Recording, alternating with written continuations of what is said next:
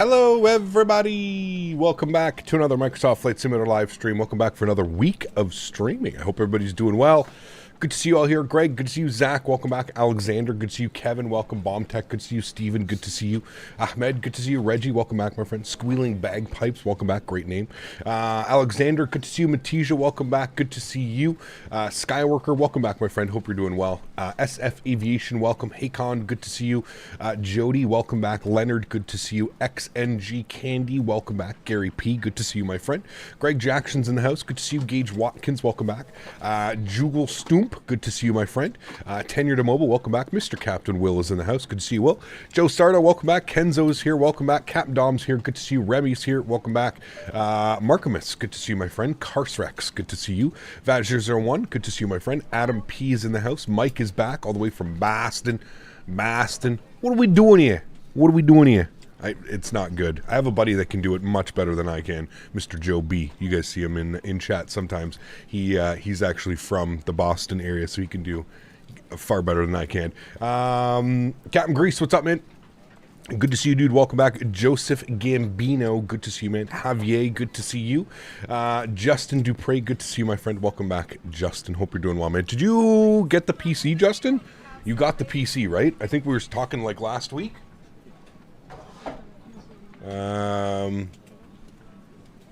Tony's here. Good to see you, man. Welcome back. Hey, Tony. SR88 Gaming. Somebody I haven't seen in a while. Good to see you, my friend. I hope you're doing well. Welcome back. Hope all is well. Fly Daddy-O, welcome back. Good to see you, man. Welcome. Hope you are doing well. Captain Grease, good to see you, man. Night flights today? Yes. Everybody always screams and yells at me that I don't do enough night ops. So here we are, chat. We're doing some night ops. It is nighttime here in Munich. almost, I think it's just past 6 p.m. local time. Let me check on that. Yes, 6:05 p.m. local time in Munich today. We are doing a real world nighttime. We haven't done nighttime flights in quite a while, so figured it would be fun to do some night ops. That way people can't yell at me and say that I don't do any night ops anymore, so we can do them every once in a while, right? Watching from the Netherlands, close to Munich and Germany. Very cool, Patrick. Good to see you, man. Welcome back. Simon, good to see you as well. Welcome back, everybody. Thanks so much for coming to hang out today. Really do appreciate it. Should be a lot of fun. We've got beautiful sceneries on both end here in Munich and, of course, into Hamburg today. Back in the A32NX, I enjoyed myself so much last week that I figured we would spend another week in the A32NX. There was actually a big update to the development version, I think 2 days ago or yesterday or something like that. So, hey, Cap.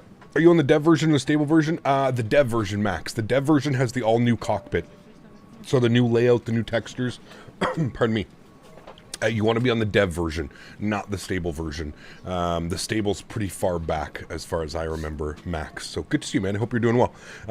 Marco, good to see you, man. Welcome back. Hope you're doing well. Do you know when we're back in Greece? Good question. I don't know. You do some Aegean soon. I don't know. Good question. I don't know if we can get to it this week. Maybe this week. If not, I'll try to plan it for the next time we're in Europe. So in about 2 weeks of time, Captain Greece. But we'll see. We might be able to do something this week. I'll keep that in mind. That's actually not a bad idea for maybe a Sunday stream. Maybe we can do some EasyJet or something like that. Who flies down from Central Europe down to Greece or something? That could be a fun, 2.5, 3 hour flight on a Sunday afternoon. I like the idea of that, so I'll keep that in mind. Rookie, my man, good to see you, dude. Welcome back. Hope you're doing well, dude. I know you're an extremely busy man. Good to see you, dude. I hope life's treating you well, man. I hope you're staying warm down there. Probably a lot warmer than I am right now. It's minus 18 or something outside. Minus 18 Celsius right now. Pretty bad. India tour. Yes, we need to go back and do an India tour. We will have another India tour at some point this year. I'd like to go back. Once we start getting, I think, some more aircraft perfume logic, I think it's going to be a lot easier. Like, once we start getting some long haulers and stuff like that, it should be a lot easier. Yeah. Figure because you're flying the A320neo, would love to see it. Yeah, absolutely. Yeah. Hey, he said Aegean right. See, I'll get it right for 1 out of 15 times that I say it, Andy. Aegean. Aegean. Okay, maybe I've curved it. -5 with the snow. Whew. Yeah, we got, it's been really cold here. We got down to like -26 last night or something like that. But hey, Cabernet, I've had some audios coming out echoey when streaming. Same with gameplay. You probably have 2 audios selected in your audio mixer on OBS. That would be the only thing that I could think of, Steve. Make sure that you've just got your one audio source selected. I can't show you OBS because it's on my streaming PC, but yeah, Louisville. Thanks for the excellent content, Captain. You make the winter nights a little brighter. Appreciate you, my friend. Markamus.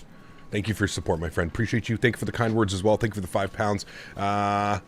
Let's jump in the aircraft. Let's get this bad boy going, shall we? Cool. Let's do it. Back inside of the aircraft. First things first, overhead. Battery switch 1 and 2. External power comes on. Aircraft comes to life. Beautiful. We love to hear it.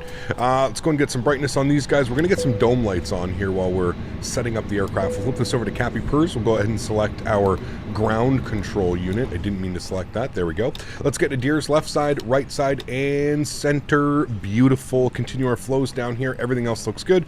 Nav and logo lights can come on. No smoking to the auto position will arm our emergency exits. Beautiful.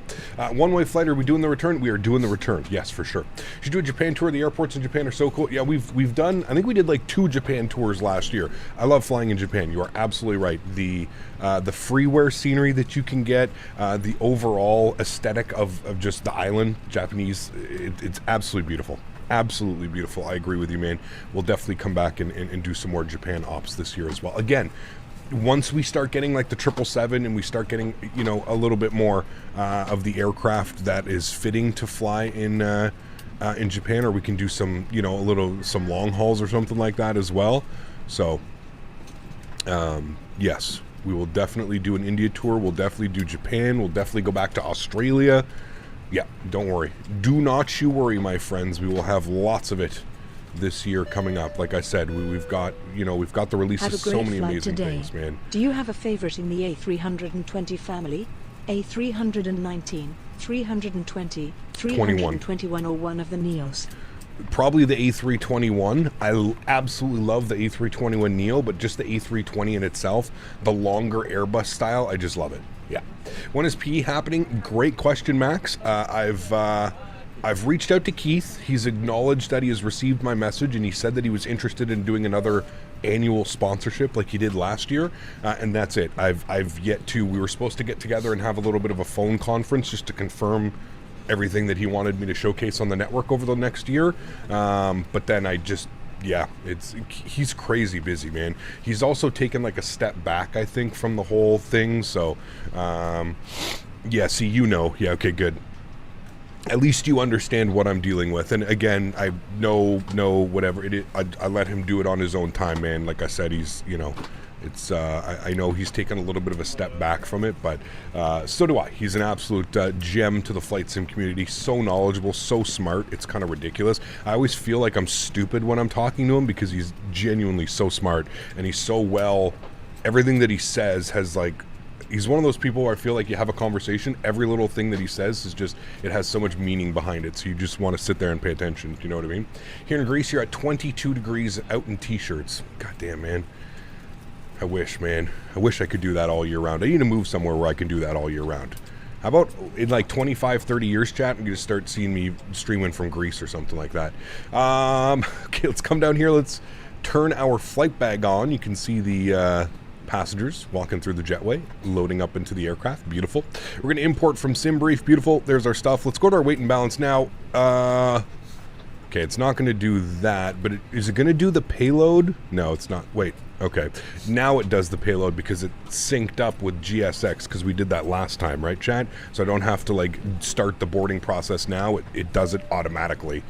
So it knows that there's 115 passengers on board, 116. That's pretty cool that it works like flawlessly with GSX. That's a pretty cool option. Thank you for pointing that out and getting me to turn this little option on in the flight bag. Cool. Let's come down here to our FMC. We're going to go to our AtSiu menu. We're going to go to the AOC menu.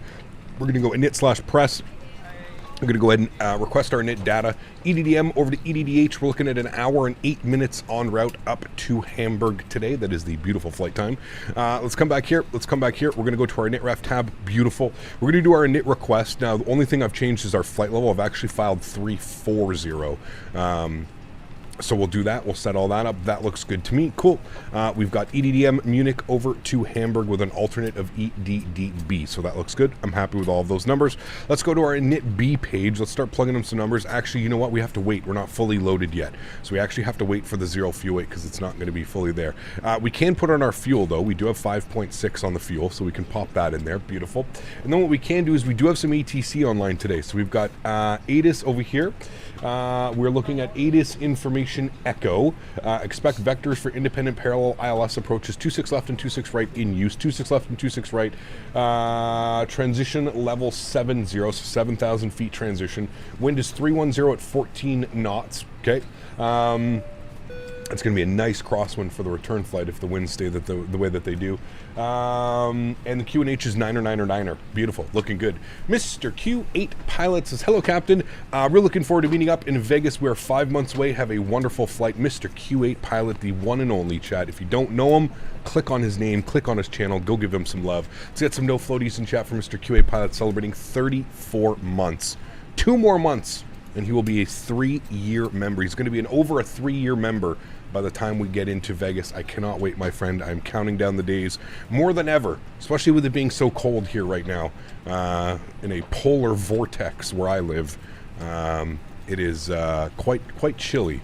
So I'm dreaming of the steaming desert. Steaming? No, I guess the desert wouldn't. Well, maybe. I don't know. Desert's going to be hot. It's going to be hot, but hopefully it's a little bit more bearable than it is in than it was in Houston. Houston was, oh my goodness. You should have been able to find the predicted 0 fuel weight and the 0 fuel weight and the EFB to the passenger load if you want to put that in the MiC-2 without having to wait. Correct. The only thing is the 0 fuel weight CG, right? Don't I have to wait for that? Or is that also part of this? Oh no, I guess it is here. You're right. So I could have gone... I fucked it up. Anyways, you're right. I could have done that, and I could have thrown in the 0 fuel weight, and we do have the 0 fuel weight CG, but it's okay. I'll wait. But good call on checking as soon as you press it, because it'll probably do it anyways. You're correct. Thank you for the heads up. Okay, cool. Looks like we've got a little bit of rain here coming in, chat. Does Munich, I was looking at the charts earlier, chat, does Munich have any de-ice pads? Or is this the de-ice pad? Is it all here? I can't remember. Or I thought these were like the penalty box. This is where you go, like, if you have to sit for a second. I just don't know if there's any de-ice here. We may have to de-ice just because of the weather. It's showing +1 outside. I don't know under normal circumstances. So, how do you like the miniFCU? Is it worth the price in your view? There's a new one coming out for USD 129. Yep. So QA Pilot... the one thing that I can say, I love the interface. I love the LCD screen on it. I love the buttons, the push-pull factor. It's fantastic. It actually is probably better than I thought it would be, especially the screen. I find that the LCD screen, the font, everything is perfect. My two big things that the little pads that they have on the bottom, I really feel that at the price that they're going to be charging, they could have designed a better system, a mounting system or something. I know that it comes with screw holes so that you can put it on like a VESA mount or something like that, but for me, just to put these little useless suction cups on the bottom, they could have done better than that. And the overall, the frame, the box that it's sitting in, I mean, I understand that they wanted to go metal for a nice feel, but I feel like they should have gone a little bit thicker, or even gone and like folded over the corners. So sometime in the process, like I'll show you here on my camera. I don't know if you can see that, but do you see how it's all bent?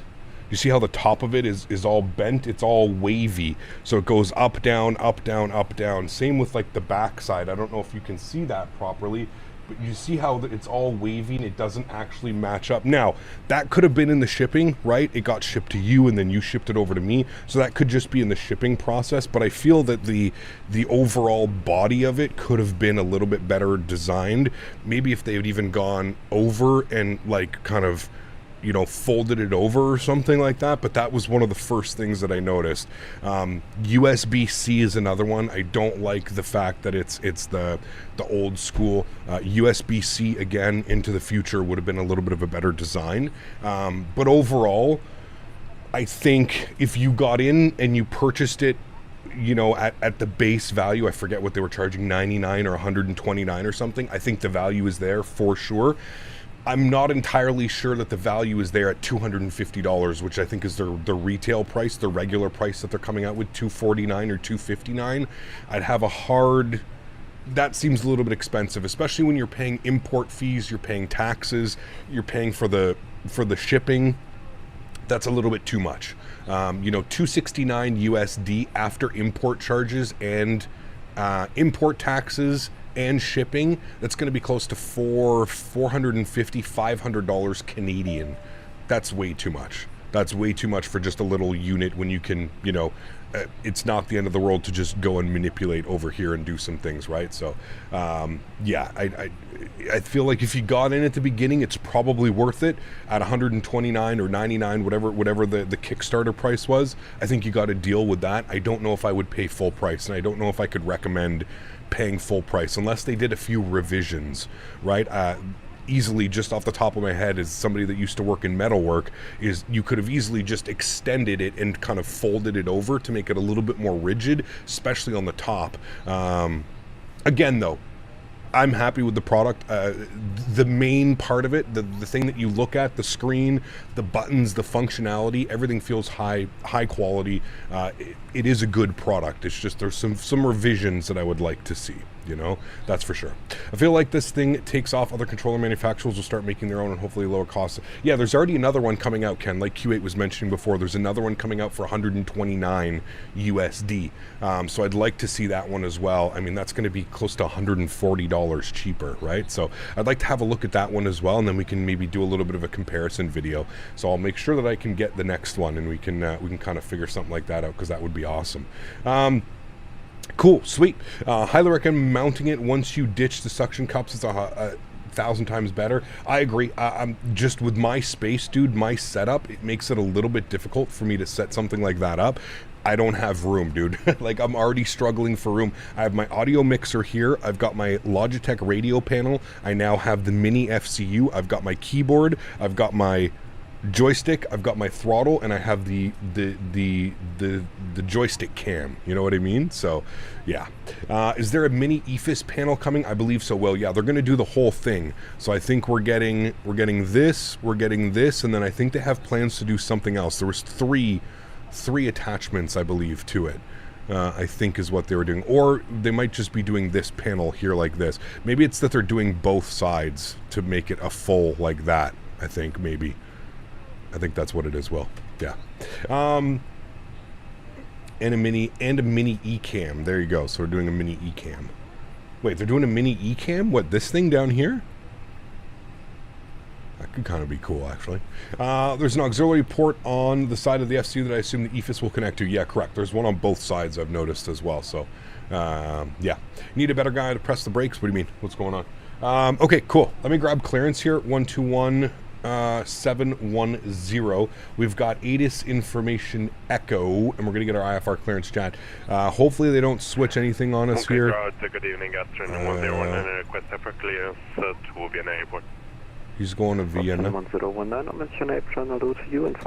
Absolutely love German ATC chats. Probably one of my favorite places to fly in Europe is the Germany, especially with the German ATC. It's just so fantastic. All right, aircraft is fully boarded. We're looking good, so we can go ahead and punch in our numbers now. So we can get that in here. There we go. There's our final 0 fuel weight and 0 fuel weight CG. We can go back to our flight plan page now.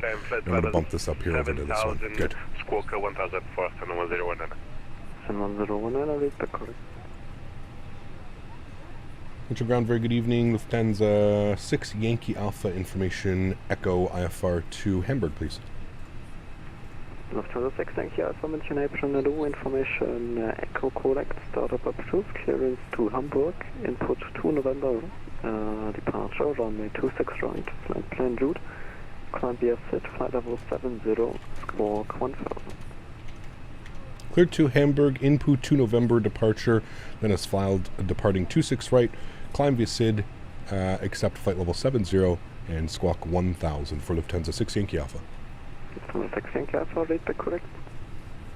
Beautiful. Flip over to him. Good. Cool. Let's get this in here. Departures. Going to plan 26 right. We're going to be on the INPU 2 November. Chat, I actually remembered to write it down properly. INPU 2 November. Good. We shouldn't have a transition. That's all fine. We'll insert that. Good. We'll scroll all the way down here. It loves to put discontinuities, so just remove that. Good. And then into Hamburg today. Let's see what the weather's doing. Let's go down to EDDH, weather, VATSIM, no ATC online, so that's fine. There's no ATIS. We can go to METAR report showing winds 260 at 4. So if we'll pull open our map here, I believe they have a 2.6, do they not? They have a 2.3 and a 3.3. Chat, do they land 2.3 very often? I think we've landed 2.3 before in here, so we're going to plan runway 2.3, especially with winds 260 at 4. We could go 3-3, but now we'll go 2-3. It's a little bit better. Okay, so we're going to be on the ILS 23. There's the boarding process. So we are done, fully boarded. We are on the, what did they have us here? They've got us on the Raru 2 Papa. Raru 2 Papa, correct. Let's look at the arrivals here. Delta Hotel 657, is that what that is? Delta Hotel 657, yes, correct. And that is good. We're going to insert that. Beautiful. Cool. Let's scroll through. Let's make sure we don't have any more discontinuities, which we don't. Beautiful. There's our flight plan back again. Wonderful. Let's go back to our NITREF. Cost index initially will be 10. We're looking for a cruise level of 340. That is all set and correct. Init B page has also been done. Good. Go to our performance tab. We're doing a flaps 1/up 0.5. Again, people always ask me where I get this number. Unfortunately, the fly-by-wire doesn't give you your flap or trim value, so this is just something that I found comfortable with on my departures with this aircraft. The weight and balance usually tends to stay the same. I usually fly with a full loaded aircraft. So that's why I can go with this flaps and trim setting. You may go with something completely different, and that's perfectly okay. Flex today, we're going to go with 65. We're looking for a V1 speed, 133 VR, 134 V2. 138. Beautiful. Let's go to the overhead. APU master start switch can go on. And we'll go ahead and spool up the APU here momentarily. We are looking good. Flip back to him. Turn that down. Good. Cool. It stopped raining, so we shouldn't have to worry about de-icing or anything like that. We're going to prepare for pushback and departure. We're going to go upstairs. We're going to go APU start. Good. And our jet bridge should be disconnecting, which it is. Beautiful. And we are expecting 26 right today, so we're probably going to have to push tail to the right is what they're going to request, I'm sure, on I think it's Whiskey 2. Yeah, Whiskey 2. He may give us a different line. He may give us like there's different lines. There's blue line, orange line, but I think this is just Whiskey 2, Center 2, and E2, Echo 2. And then the crosses are Delta, so it'll probably give us Whiskey 2. That new FCU is going to be made by Wing. Yes, I don't know much about them, but hey, you know. Study your charts. You know the German ETC. Yeah. I think we're good. I think we're good. We don't have any. There's nothing crazy off this one. It's just a left turn out. We're on the 2 November. I had planned for the 2 Sierra, but he gave us 26 right. So, can you give a terminal tour? Maybe when we get back, we can do a little bit of a tour. This airport is absolutely massive, so maybe when we get back, we can do a little bit of a tour. Again, with the night ops, it's a little bit more difficult to kind of, you know, go see the scenery, but the scenery is beautiful, if that's what you're wondering. This is probably one of my, to be honest with you, this is one of the bigger airports that actually performs incredibly well on performance. This Munich scenery is fantastic, and I believe it has animated interiors to an extent. Yeah, they've kind of done it, you know, it's got some animated interiors, but not crazy. But there's a Burger King. Okay, cool. Back in here, we're going to be facing north on Whiskey 2. That is exactly what we want to do. So we have to call for pushback, though, so we have to let him know. And we are at stand, what stand are we at? 209 Bravo. All right.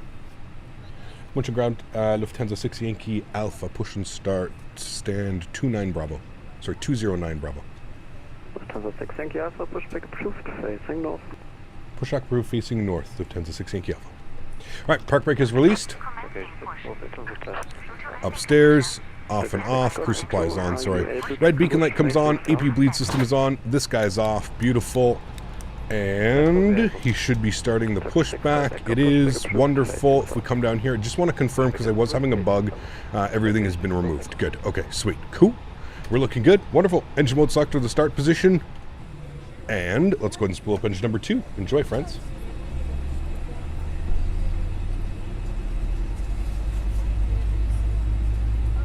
Wunderbar.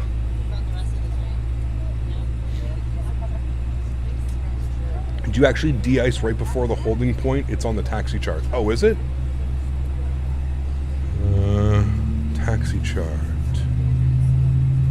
Is it these areas here? Is that what I'm missing? Are these the de-ice little pads? I probably can look. Ah, it is. De-icing area. Should we do some de-icing, chat? Let's do a de-ice. Fuck it. Let's go to de-ice. We'll request the de-ice pad. Let's do some de-icing. Using FrameGen, I am. Yes. Who configures all these Nightbot commands? I do. It's all part of my process before stream. Before stream process. Do we need to de-ice? We probably should. Wow, it just got incredibly light. Dark, sorry. Left all the light spill from the terminal. I was watching your vids from 7 years ago. What a huge transformation. Yes, absolutely. Yeah. Munich ground, Austin 109, ready for push start. Austin 1019, push figure approved, facing south. Push start approved. Thought the mods did it? No. Nope. There's quite a lot that happens before stream, man. It's not just sit down, turn on your camera, and good to go, right? There's a lot of back-end work that happens before stream. We've got 7,000 set, which was our, flight level 70. Let's go ahead and spool up engine number 2. Park brake goes on. can you use racing pedals as a rudder? I've heard people do it, Ghosty. I have no clue how it would work. I really don't know. Yeah. The fly-by-wire gives you the CG. Use that once engine has started. McDo fuel pred. The fly-by-wire gives you the CG. Wait, what? We already have our CG. Are you talking about our flap?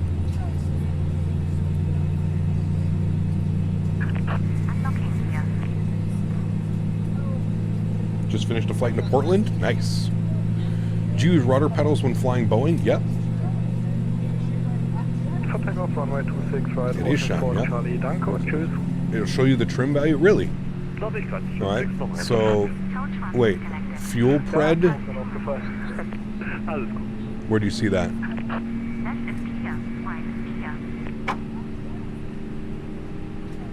I don't see next page, maybe? No. Fuel pred? I don't see a trim value. I see fuel on board. I see gross weight, CG.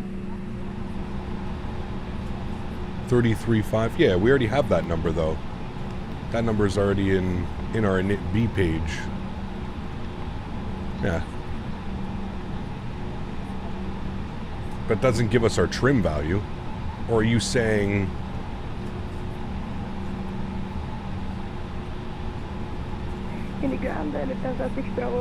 Set the CG number on the trim wheel. Yeah, but... What?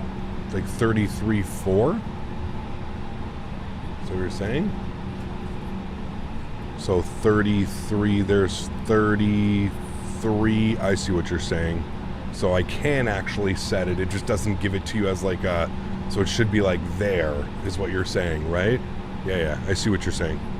You can see the percentage on the left side. Where's the percentage? Percentage. 0.1?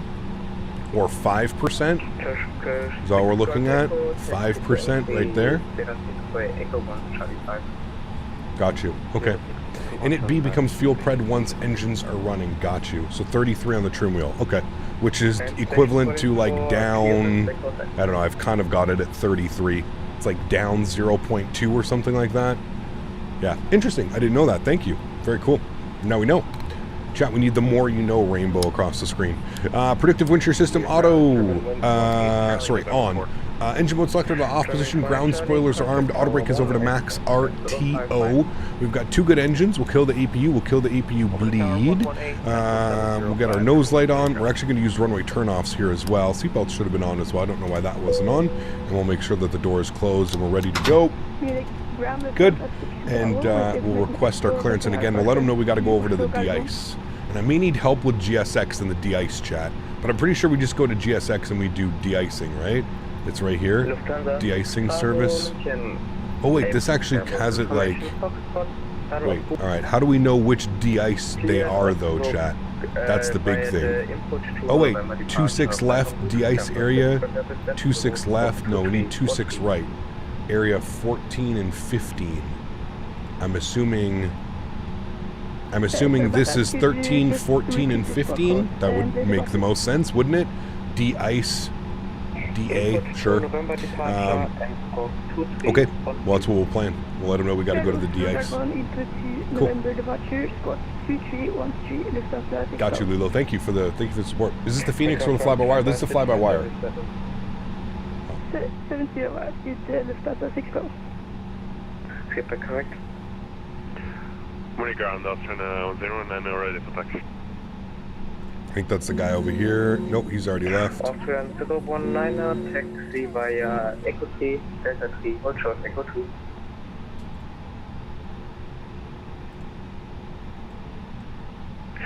Taxi holding point turning to 6 left via Echo 3, Delta 3. What tool do you use for performance calculations of this aircraft? None, just the aircraft itself. Winter ground, Lufthansa 68 Alpha, ready to taxi 26 right. We're going to need to hit the de-ice pad if possible, please. Dimitri, thanks so much, man, for the $5 donation. Appreciate you. Huge no floaties. Lufthansa 68 Alpha, Roger, tower is informed, taxi to entry in November 4 via Whiskey 2, Delta 1. Sorry, can you repeat that one more time for me, Lufthansa 6 Yankee Alpha?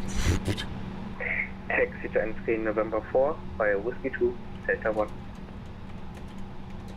Alright, entry November 4 via Whiskey 2, Delta 1. Thank you, Lufthansa 6 Yankee Alpha. I have to remember, taxiing around here is no joke. German airports kind of crazy. Is this EDDM pay where the ground textures look really bad? I actually think they're really good, man. Yeah. All ground textures at night in Microsoft look a little bit but yeah, I can confirm that the airport is fantastic, especially performance-wise. It is incredible, and it is beautiful airport. It's really, really, really well done. Maybe the ground textures could have a little bit more wear and tear on them, but yeah.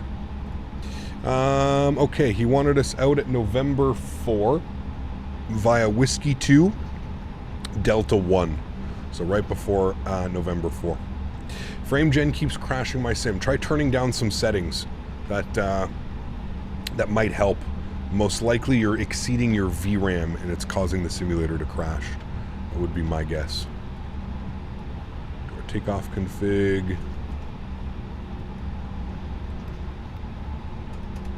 Takeoff config test normal. Love SimWings, have all their stuff. Yeah, they do great stuff. I do agree with you. Yeah. At least they didn't throw a 180-degree swing over the orange line. Oh, we've done that a couple times. Don't you worry. We've done that a couple times here. Just FYI, I usually put out the flaps after doing de-icing. Oh, is it? Okay, I'll put the flaps back in then. Yeah. It's going to yell at me because we did our takeoff. Alpha, contact Tower 118-455. Tower on 120505. Thanks for wonderful ATC. You have a great evening. Lufthansa 6 Yankee Alpha.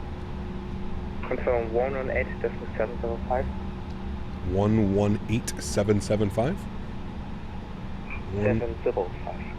18775. Alright.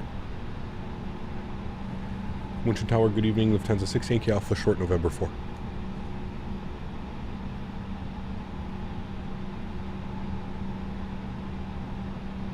There's definitely no tower on 118775. As I'm looking here, that's why I responded with 120505. He gave me 118705? Okay. 118705. Maybe it is. Sorry, chat. This is why I have the best co-pilots. Okay, it is. Yeah, shit. Sometimes I've noticed that the frequencies will not show up on the list of frequencies, which is a little bit weird. Winchell Tower, good evening. Lufthansa 6 Yankee Alpha, short November 4. Lufthansa 6 Yankee Alpha, Winchell Tower, good evening. Taxi to the de-icing pad via November. De-icing pad via November. Did you want 13, 14, or 15? So, take 15, please. 15, no problem. Thank you, Lufthansa 6 Yankee Alpha. Okay, there we go, chat. So we know what to do. So we're going to go to GSX. We're going to go de-icing, and we're going to go... I had a 3050 and was using the frame gen mod. Upgrading to a 4060T, should I uninstall the mod and undo the NVIDIA permissions before putting it in? Yes. Yeah, absolutely. Just be safe. Reinstall everything again. Yes. Just to follow me? No. Okay. Cool. It knows where we're going. Everything should be good there. Thank you, Dimitri, for the support, my friend. I appreciate you. Yes, I would absolutely uninstall everything, and then just... If you're going to a 4060, you shouldn't... If you're going to a 4060, you don't need the mod. The 4060 natively supports frame generation. So yes, remove the mod. Remove the mod completely. Yes. The 4060 Ti does not require you to use the mod. How do you use the radio panel with the fly-by-wire? Mine doesn't even turn on. Miles, press page up on your keyboard. Page up will turn it on. So it's a weird bug with the simulator. See, Chad, this is why we're going to the de-ice pad. It started snowing now all of a sudden. Are there things that you prefer on the fly-by-wire instead of the Phoenix? I think they're both great aircraft. I think everybody should have this aircraft in their hangar because it's completely free.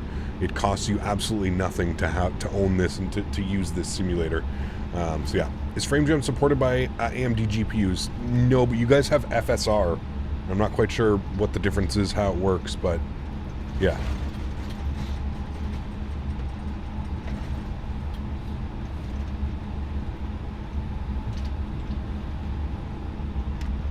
You get more FPS in the fly-by-wire, that's really it.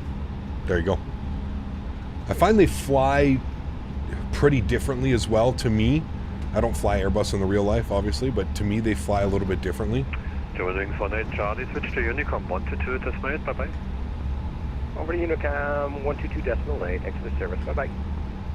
Chat, what fluid should I be using? Type 4? Type 4 fluid with 100% dilution or whatever it's called. 100% fluid. BQ, what's up, man? Good to see you. I have a laptop on an i7-6700 HQ and a GTX 1070 currently on P3DV5. Do I switch to Microsoft or X-Plane 12 or no need? I would say no need. I just don't know how well it's going to run. You know? Type 420 with a grind all over the flappy bits. Ooh, that's for me afterwards. Sonny, what's up, man? Good to see you, dude.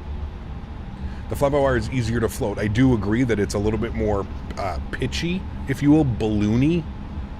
Like there's more of a balloon with this aircraft. I do agree with you on that one. Type 1? No, I'm pretty sure we're doing Type 4. Type 4 is the green fluid that we want.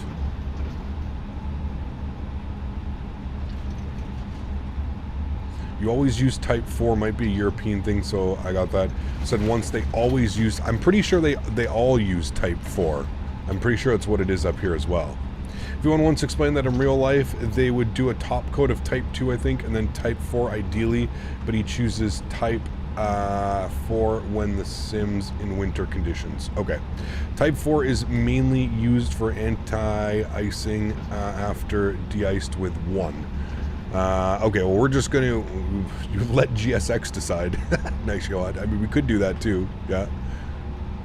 Now, we're obviously not going to spray the aircraft twice. We're just simulating a Type 4, but we are coming up to our hold point up here, and I believe they're actually going to tell us where to hold and everything as well. So, Dylan, what's up, man? 30 months. Appreciate you, dudes. It's been so busy at work. Glad I finally catch a stream. Thanks so much, Dylan. Appreciate you, dude.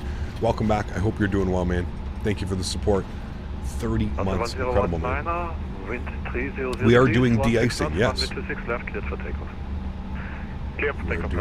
de-icing. We're going to have to go up here into the pad. They're going to tell me when to hold short, I think. They're going to tell me when to hold short, chat. CRJ 900 Lufthansa City Line Ops. As soon as the CRJ gets an update, yes, I'd love to fly it again. Echo, switch Unicom, bye-bye. Yeah. I'd love to fly it again. Bye-bye. Now, chat, do we just, like, pull straight forward into here, right? Yeah, we do. Just pull straight ahead into here. There's a de-ice hold on the ground. Okay.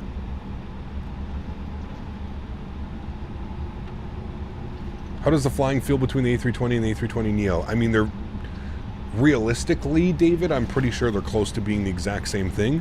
Seeing that it's made by 2 different developers, I feel like it's a little bit different, but... Yeah. Top Gun 3 coming out? I didn't see that. I think you get like a little GSX thing that pops up and tells you exactly where to go and to stop as well. At some point, I think we'll get it. I'm pretty sure it's going to be right here. That's probably the de-ice hold.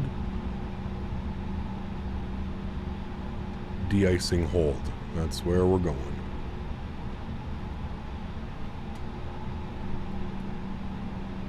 Alright, we're going to hold right here. And then I think we go to GSX. And then we go request de-ice. Okay, and then we go to the overhead. And what do we have to do? Shit, chat. I was supposed to leave the APU on, wasn't I?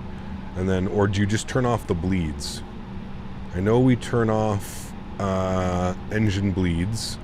Otherwise we'll inhale all that. So engine bleeds go off. Now, realistically, should we have... we're going to go Type 4. Now and observe fluid Type 4. Concentration at 100%. I will call you back when... Packs and bleeds. So, why does the anti-ice go on? Packs and bleeds. Okay, packs and bleeds are off. And these guys should be driving up, and there we go. we are getting de-iced. And ditching button on, APU and ditching button should be pressed. Where the hell is ditching button? Where's that? Ditching button? I don't even know what that is. Where the hell is that? Let's not worry about it.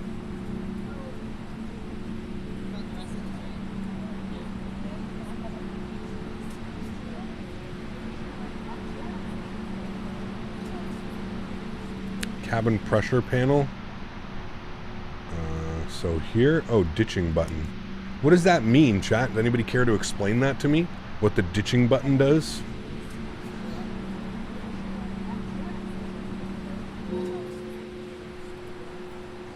Getting de-iced.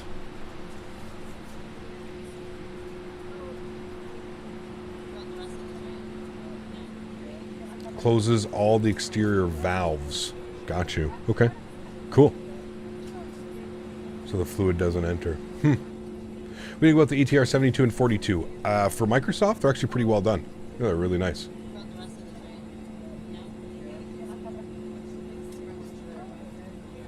Okay, I'm surprising to see you still on the ground. What do you mean? De-icing and de-icing code is fluid type 4. Concentration at 100%. I'm disconnecting. Beautiful. Good day. The Marshall and de-icing alone might be worth it for GSX. I would say so. Yeah. I think it's just at nighttime, Sunny. It's actually like a neon green color in real life. So now do I have to wait, chat, to like put everything... Do I have to wait to turn everything back on? Can I remove the ditching, or is this all things that we have to wait like an extra couple minutes to leave them on? This has been an educational stream for me with de-icing procedures. Hey man, it is for me. We don't really do them all that much, to be honest with you. Yeah. We'll be downloading 24 right when it's released. I would assume so, David. Yeah.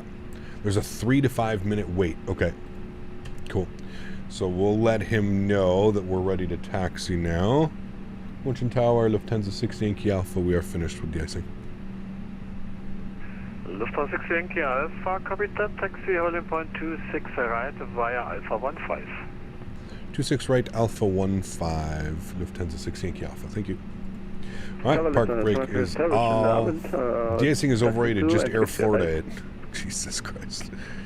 Now. Simmer down now. Alright, so, we need to set flaps.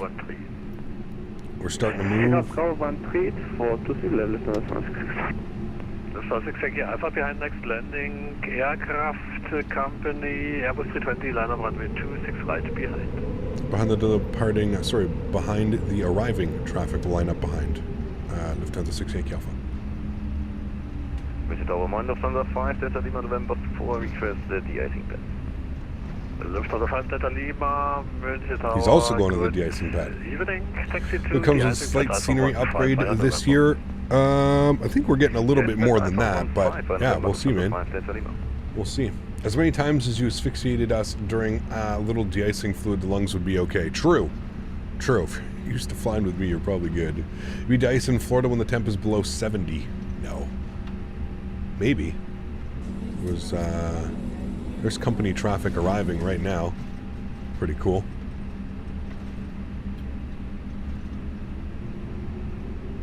You wait for flaps after de-icing so you don't crush the ice and snow in place. I know that much. Yeah, it's cool.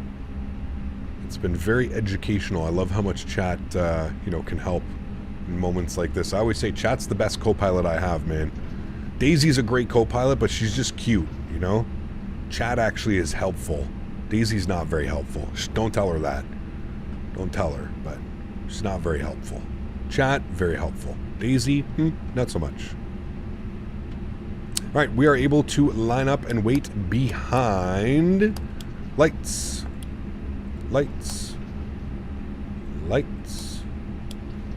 Good. Let's go with our bleeds and packs back on. And we'll go ahead and kill the dome light. Beautiful. Sweet. 6166, wind 30, taxi lights. knots, runway 26, left, clear for takeoff. Are taxi lights supposed to be on the line or beside it? I feel like they're on it. Alpha, wind 30 degrees 16 knots, runway 26 right, cleared for takeoff. 26 right, cleared for takeoff. Lufthansa 6, Yankee Alpha. Lufthansa 3 Whiskey, Tango, Don't forget the welcome to ditching Munich. button. Yes, Taxi thank you. Alpha 9 on November 3, contact apron 12171. I can hear the packs turn themselves back on as well now. Sweet. Cool. That was awesome. Great little lesson with that, chat. I've mentally wrote everything down that we just did, and next de-icing, you'll see I'll be a professional at it. I'm assuming it's the same probably in the Boeing. Well, maybe a little bit different, but... All right, sounds are up. Let's get it, chat. You guys ready to go? Let's go. Throttles up to 40%. Is this the Latin VFR? Absolutely not. You'll never see that on my channel. Chrono on. Let's go. Manflex 65 SRS runway auto thrust bleu. Takeoff power set. Slight nose down pressure on the side stick. Airspeed's alive.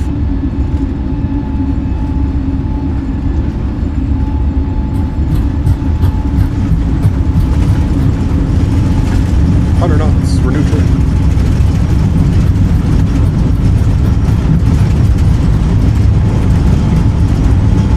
I'm getting 20 FPS with frame gen. Rotate, kind of, I think. Something bugged out right there, big time. Pause the brake, gear up. I don't know what that was, but something bugged out.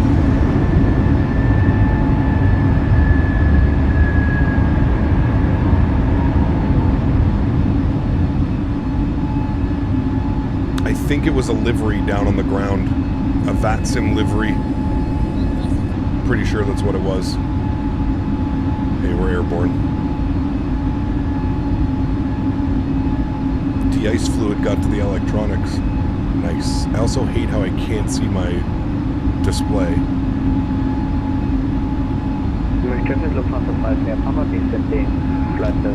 Throttles to climb. Nose down. Expect ILS 26 left.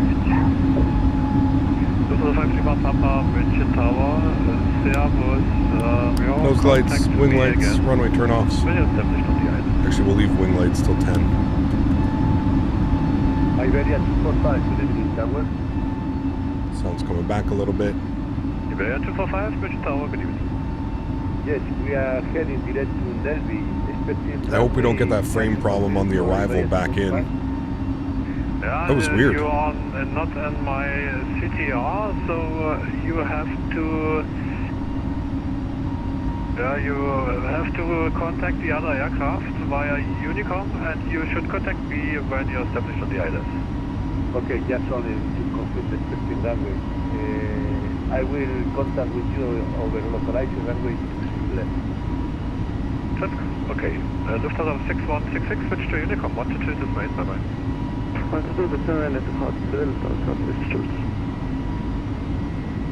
Lufthansa 6 Yankee Alpha, switch to Unicom, have a nice flight, bye-bye. Unicom, thanks for ATC, we'll see you soon. Lufthansa 6 Yankee Alpha. Alright, let's plug up cruise altitude, 340. There's a speed restriction, 220 knots.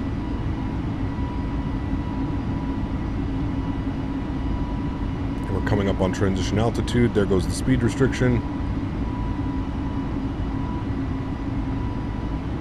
And there's standard barrel.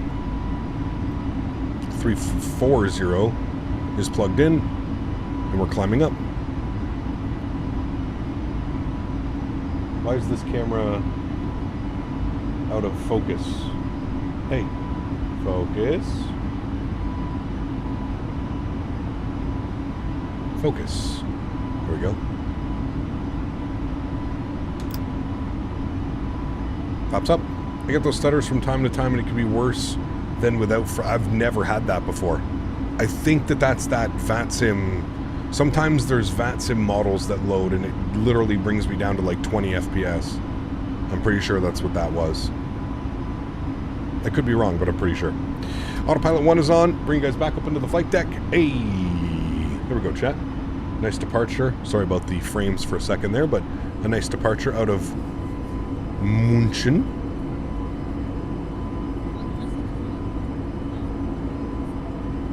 Climbing out nicely.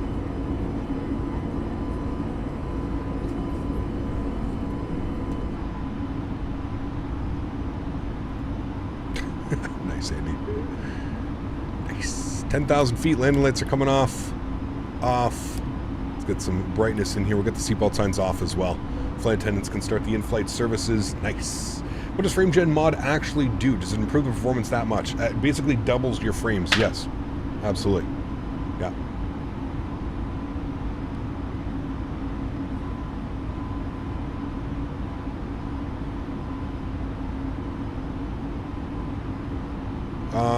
I'm not sure, G-Mark.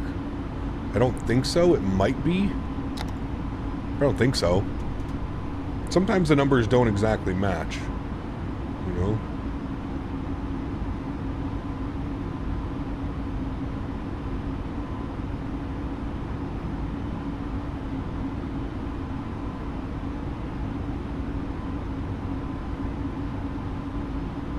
Absolute game changer for those that have the frame gen. Absolutely it is. Yes, for sure.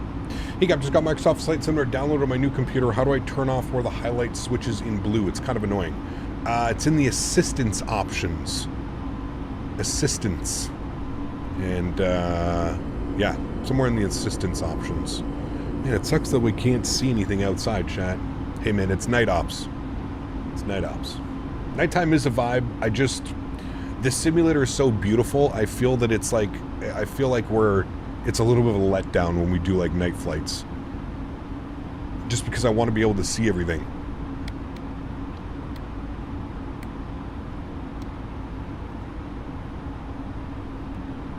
It is underrated. The approach into night times are always so beautiful, you know, but yeah. Did you see that AnyBuilds pushed out another update for the A300? I did. We'll probably fly it next week, Troa. If we don't have any info from Phoenix, and we don't think that the Phoenix is coming next week, we're probably going to jump back in the A300 and check out the major update. We'll do some more cargo ops. Yeah.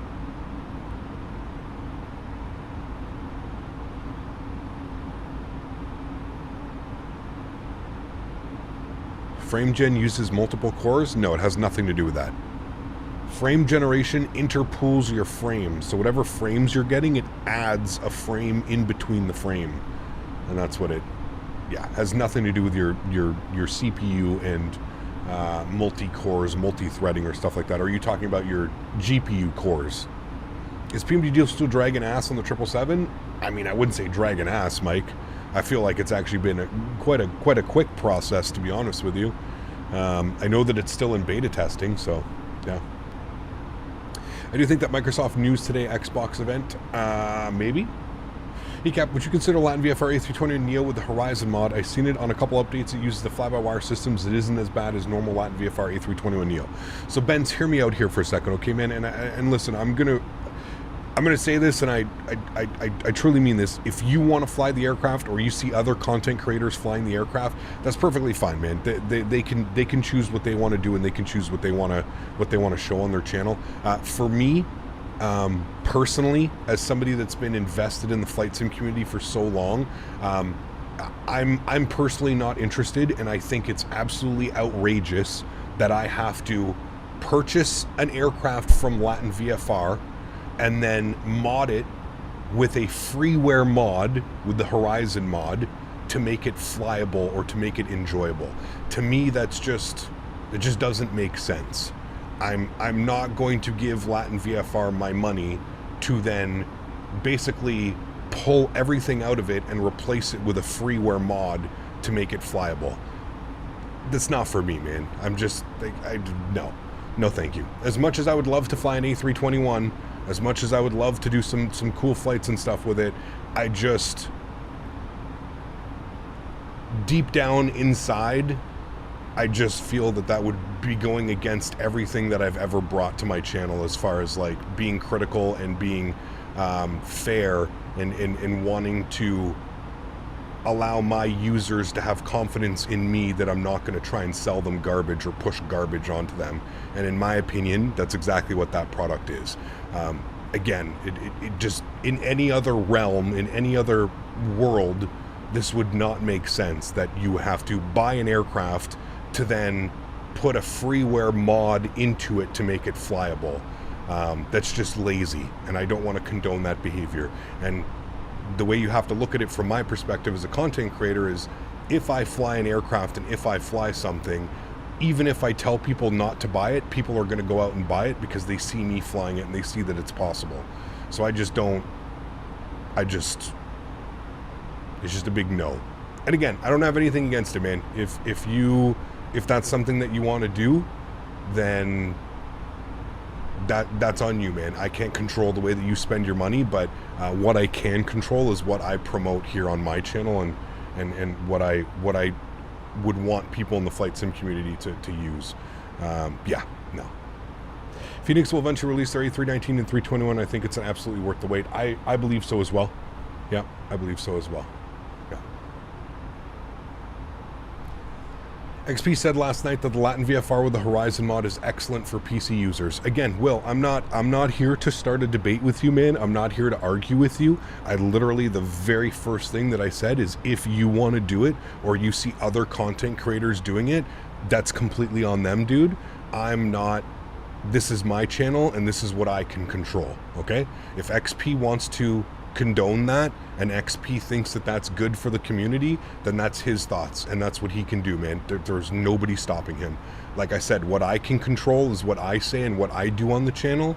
I have always said since day one, I don't think that it is, there's something in my brain that refuses to, again, purchase a product, pay money for a plane, not really be able to fly that plane by itself, take a freeware mod and a freeware system and put it in the aircraft and make it flyable. It goes against everything that I've ever promoted on this channel. And I'm sorry. I'm sure there's some of you that want to see me fly it, but I have boundaries and I have an if you ethics, if you want to call it. Sure, I have my own code of ethics or whatever the hell you want to call it of what I deem that I want to promote to you guys. I have always said on this channel, first and foremost, I am a community member just like you guys, and I'm not spending my hard-earned money or making now you spend your We can hear hard-earned you money. answer the same questions over and over. Captain, what's your favorite plane, airport, airline, route, long haul? When is this so-and-so plane coming out? Favorite soup? Hard shell or soft shell? Favorite soup? Hard shell or soft shell? That's a challenge right there. Thank you for the donation, my friends. Appreciate you, dude. Thank you. Incredibly kind. Code of ethics. I don't even know what to call it. You know what I mean? But just, that's exactly why. And like, listen, man, and please, we're not taking shots at anybody, and I see people making some comments about XP in chat. Listen, dude, that's on him, all right? That's on him. And if again, that's the products that he wants to promote on his channel to his viewers, there's nobody stopping him, okay? And that's exactly the way that it is. Like I said, there's very few things that I can control, and that's one of the things that I can control is what I fly and what I promote on my channel. And that's why you'll never see me in a Latin VFR aircraft. That's why you will never see me flying a Captain Sim product. Those are just things that I believe I do not need to showcase on this channel. That's it. Soft shell and corn tortillas for authentic tacos. Yes, I agree. Yeah. I flew it, flies like the fly-by-wire A320neo because it essentially is. Well, that's exactly what it is. You're not flying an A321. You're literally paying $30 to buy the shell of an A321, and then you're putting a freeware A320 system in. You might as well just fucking load up in the fly-by-wire A320neo and pretend it's an A321. There is zero difference. You're not getting flight model, you're not getting flight characteristics, you're not getting anything of an A321, which again, just it's ridiculous. It blows my mind that people think that it's like, oh, this like, it's good for screenshots, dude. That's literally all it's good for. Screenshots. Go take your screenshots. Ta-da. Like, I mean, you're not flying an A320. There's nothing about what you're doing at flying as an A321. So, it is what it is, man. It is what it is. Like I said, if you want to do that and that's the type of stuff that you want to support, hey, man, there ain't nobody stopping you. But I'm not going to support that on my channel. So, you won't see that, man.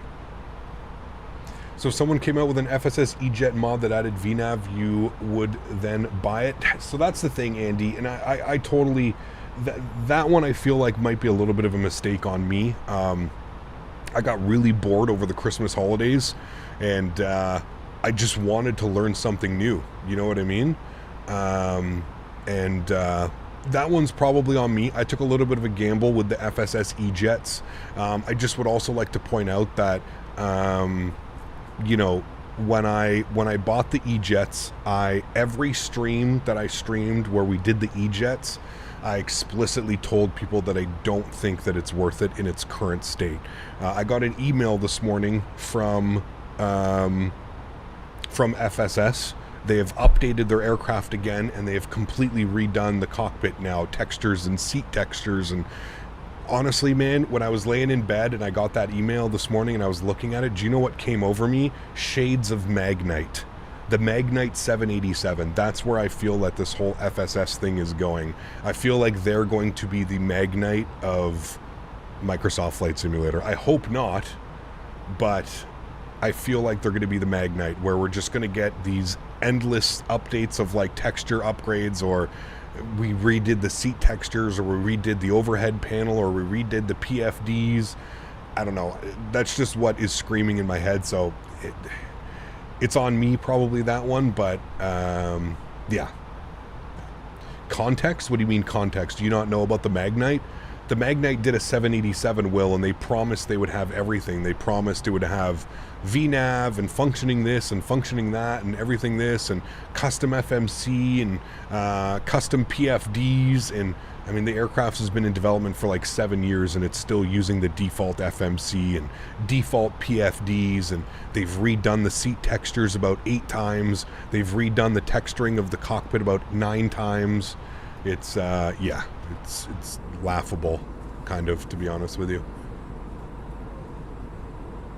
Yeah, we pushed an update just to add stars to our captain chair, to our cockpit chairs. Yeah, exactly. Yeah. Is your game blurred since you installed FrameGen? No, Aussie. Make sure you're still using TAA. TAA. Euro Aviation TV celebrating 8 months. Huge enough floaties to you, man. Thank you very much for your support. I truly do appreciate you, man. Thank you, thank you, thank you. Incredibly kind. Yeah. I respect the people who buy the E-Jets, but watching someone stream of today's updates, man, it may have a pretty bow now, but it doesn't make it prettier. Litos, I agree, man. And that's why I flew it for a week, and I basically retired it, right? And I said, okay, we'll revisit this when it gets you know, when it gets a custom FMC and some VNAV and stuff like that, right? Like that's really the only time it's going to go back to it. So, are we getting a Phoenix update anytime soon? I mean, one would like to think, dude. They said weeks, not months. We've almost been a month since they said that, so we're getting close. We've got AJ coming in with the 10 gifted members. Huge no floaties to you, AJ. Thank you for the continued support, my friend. I appreciate you. That is incredibly kind. Guys, can we please get some love and chat for AJ? Dropping the 10 gifted members. Appreciate you, man. Thank you, thank you, thank you. By the way, Cap, talking about the updates, the 787 has got one. You may want to install via the Headwood installer to have the custom cockpit interior. I saw that. Again, I don't know, Litos. Maybe, dude. We'll see. But I think with the 777 on the way and the MD-11 on the way as well, I think I'm going to be good for heavy aircraft. Hopefully we can get a third-party 787, or at least, who knows, man, maybe it'll be completely different once we get the ground physics update that's supposed to come with Sim Update 15. Maybe it'll be completely different then when we can actually, because right now the aircraft, I don't know, man, it just doesn't feel right to me. It feels just super weird. But thank you for the support. Appreciate you. And we've got Erin with the gifted membership. Huge no floaties to you, Erin. Thank you very much for your support. I appreciate you. Erin and AJ coming in with the support. Guys, if you got a gifted membership, please make sure you say thank you. Incredibly kind. Yeah. Continuing to redo the textures shows where the priorities are. They probably don't have anyone on the staff who can redo the FMC. I don't know, man. I don't know, dude. Honestly, at this point, I just really don't know. I don't know. Sim Update 15 comes with new ground physics. Yes, so what they're doing is they're actually bringing the ground physics from Microsoft 2024, and they're bringing them back into this simulator. So it's kind of like a back port, if you will. So, I don't know. Yeah. It's been 84 years. It's been a long time. What happened to the DC-10 and the LC-10? I have no clue, Zach. I really wouldn't know. You usually wouldn't follow those types of projects.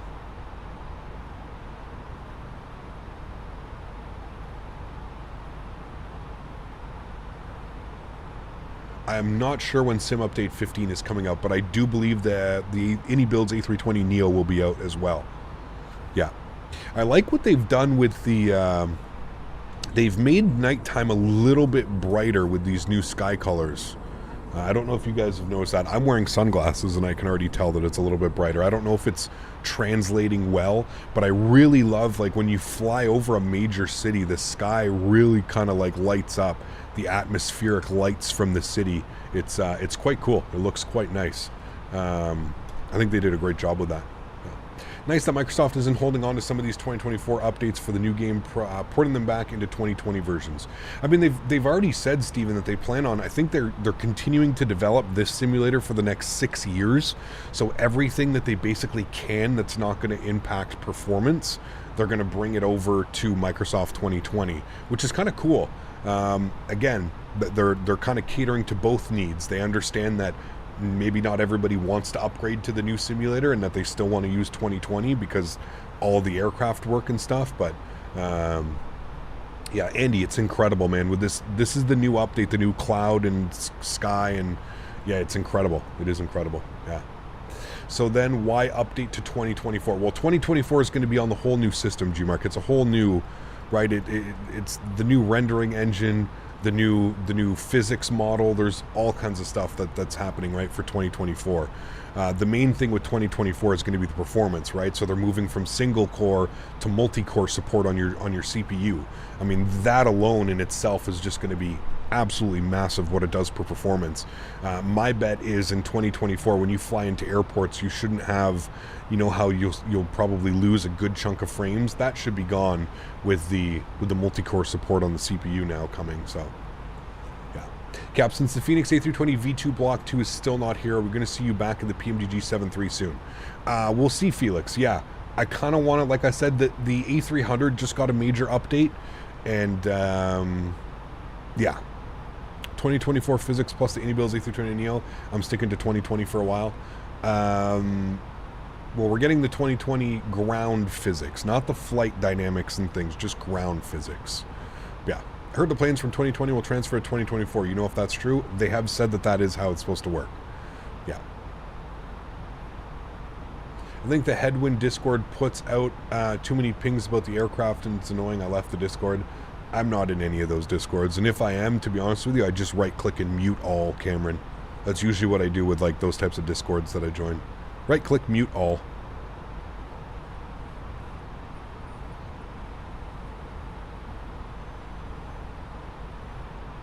I agree, Strody. I agree. What's even crazier is they took the FSX code, and that's why it's single core, is because they've took the FSX code, and that's like at the very bottom of all of this is FSX code. It's crazy. It's crazy. It is crazy. 128 miles till top of descent, chat. We've currently got a crosswind at 86 knots. 86 knots crosswind. I thought everyone immediately muted all for any Discord servers they joined. I don't know.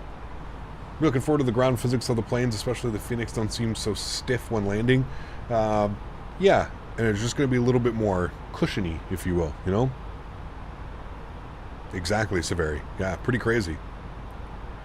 Been a while without the PMDG now, Cap. Are you planning on flying it soon? We'll see, man. We'll see, dude. Yeah, like, obviously I want to fly it soon. When's the last time we flew the PMDG? It wasn't that long ago. It was like a couple weeks ago, wasn't it? 3 weeks ago or something like that?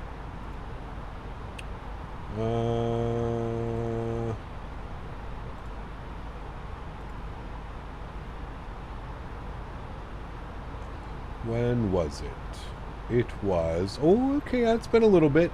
A month ago. We flew it a month ago. But we flew it for like 2 weeks. Yeah. We flew it for 2 weeks a month ago. So, it's not that long. We'll be back in it. ACAP, anything special planned for Leap Day next month? What do you mean? Leap as in engines, or leap as in like it's a leap year, a leap month?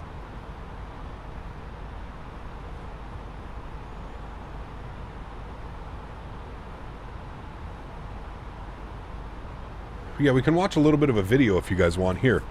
Give me a second. I was chatting with my friend Keenan. he sent me a video. Where did he say? We can watch this together right now, and we can kind of... It's like 15-20 minutes. It's actually the perfect in-cruise thing to watch. So bear with me here for a second. Let me put this back, and let me make this like this, and let me bring this over here. Let's watch this. Hold on. Let me turn that up. Let me turn this down. All right, let's watch this while we're at cruise here.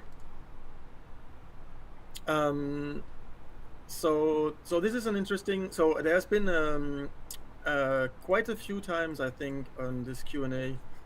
So this is what's coming for Sim Update 15, guys. A request to improve ground handling. And I think I've already touched about this, and every time I said, yeah, this is for later, this is for later, this is for later. And this is something we started tackling now. So basically, there's been a lot of rewriting of the physics engine in 24, and we found a way to bring back some of the effects into 2020. So basically, why we did have issues with the ground handling and collisions on the ground. The reason is basically that the ground simulation, the ground collision is still very close to what it was in FSX. Basically, you have a suspension which allows every wheel to go up and down. And the thing we changed is...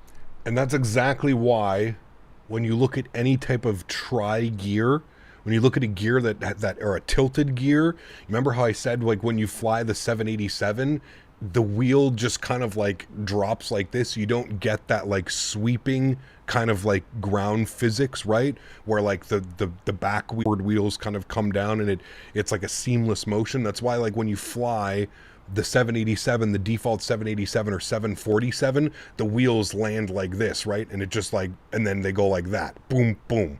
Like there's no like, right? If that makes sense, you know what I'm talking about? We fixed it so that you will not slide down a hill if you're on a slope, because FSX had only flat terrain, runways, and now we can have slopes and whatever, and you need to be able to stop if you brake, and you don't want to have your... No, FS Realistic does all the camera movements. So actually the only thing we fixed is that. But and I think we made the suspension more detailed. You can have more different, I mean, there's more parameters, but in the end it's still the same thing. Every wheel can just go up and down. And if you look at something like a Cessna, or even worse, if you have 4 contact points, when you have 3 contact points with the ground and the only thing you can do is go up and down, it really restricts your movement a lot, right? The whole plane definitely shouldn't be down, lagging. But even tilting is difficult because when you project the points, they will not just go up and down; they will go to the side a little bit. Are you from Ontario? I am. Yeah. Having only a suspension restricts the movement of the aircraft. It's what lagging? happens in real life? Everything's in real green life, for you me. only have a suspension, but in real life, the tire is extremely flexible and can go to the side. It can twist and it can bend, and the whole aircraft is flexible, right? If you look at the Cessna from, I mean, the whole fuselage is going to twist by a few millimeters. That's enough to allow the suspension to work freely and for the plane to go up and down, and also it dampens when you're in a curve on the plane, or maybe just there's a gust of wind. The aircraft will absorb some of the energy, and you will not immediately lose traction.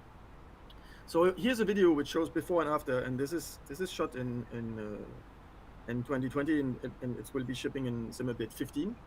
And you can see the difference before and after. So it's not it's exactly the same plane. It's exactly the same suspension. We didn't change anything. The only thing which is new is that there's now a new parameter which allows to define how flexible the airframe is, and this is what allows, you can see on the right, everything is less stiff, right? The suspension actually works more, and this is how it should work, right? On the right, it's here you can see, so this is just an idle engine on this screenshot, and here I'm twisting left and right with the tail. You can see that on the before screens, every shaking was going up and down, and it was very small. I mean, the idle aircraft on the ground is supposed to shake a little bit more.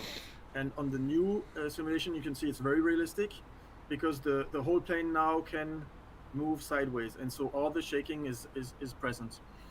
Basically, a side effect of this is that you get now the cabin or camera shake or whatever effect in the airplane when you're on the cockpit, on the ground, when you're taxiing, because they were already there, right? The simulator simulates the engine torque, which makes the plane shake.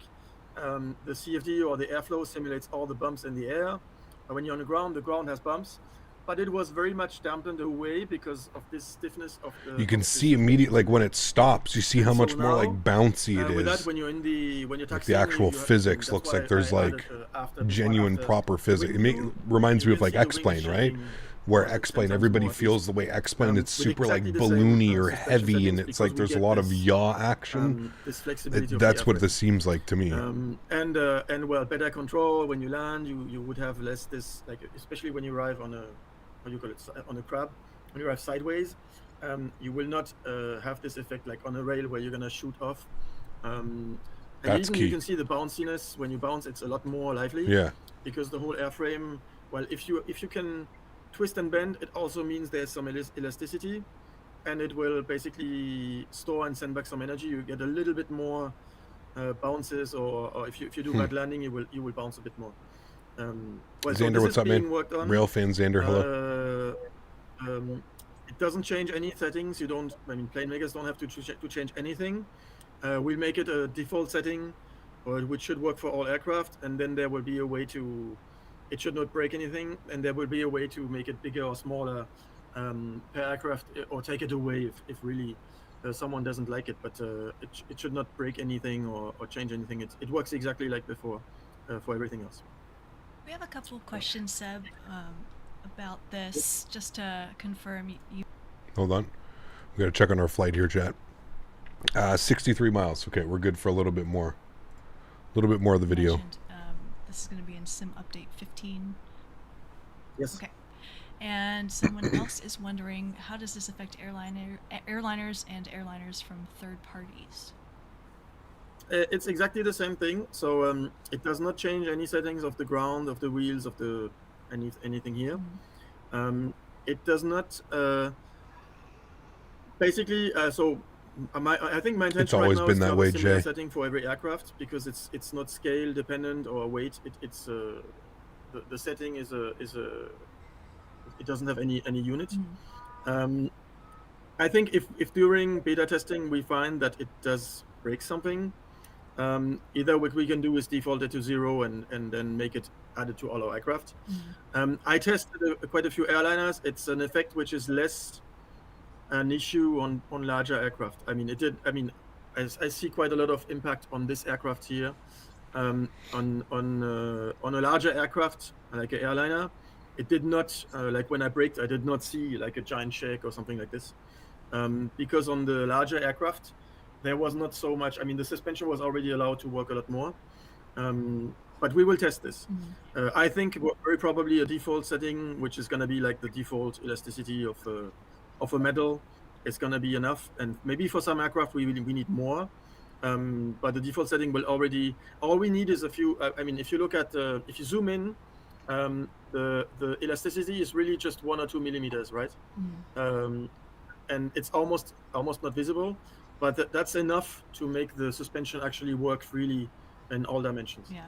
And so that's why it's such a small impact. It just makes it frees the suspension really. Did you see the helicopter thing, Seb? Somebody's asking if the skids will also be using this. Yes, so this is just the first look.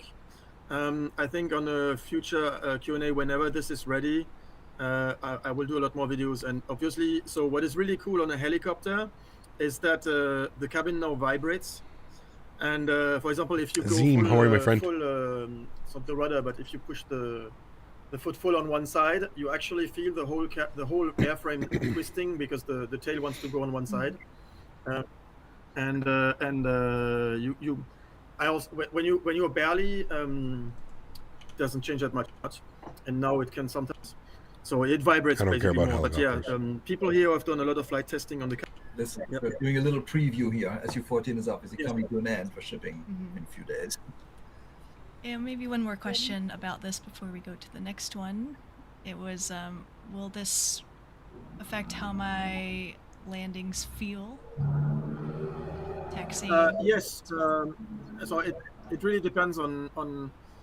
I think if you were perfectly landing and there was basically what it does is that when the wheel is very strongly constrained, previously it was instantly propagating the whole constraint over the entire airframe, because the airframe basically was a rigid body, and That's when exactly the wheel it. does something, So as soon as the instantly wheel entire touched, body that's moves. what you But were in real getting. life, that's not what happens. Yeah. When the wheel moves, when the left wheel moves, before the right wingtip moves, there's gonna be a very small delay. It's gonna propagate through the body, which is not really rigid, and this small delay works like it has a little it stores energy, and then the wave is gonna bounce back, and then it's gonna return the energy. So this is what happens, and we made it extremely small because all we needed was a few millimeters to free the suspension. People can tune it up if they want on the aircraft. What Sounds it does promising, is that when the wheel was hitting hard, before you would instantly skid and sometimes lose control, or it was a bit I don't weird. think they speak about when it's going to be released. Take the crosswind weirdly. Well, it here. makes it better because now there is this slight delay of propagation, and it will dampen up when there was just a spike, for example. So overall, but it has the other effect, which is there's a little bit of storing of energy. So the elasticity may also sometimes make you have more rebound than before. So that's what you can see on the right here. It's a little bit more shaky.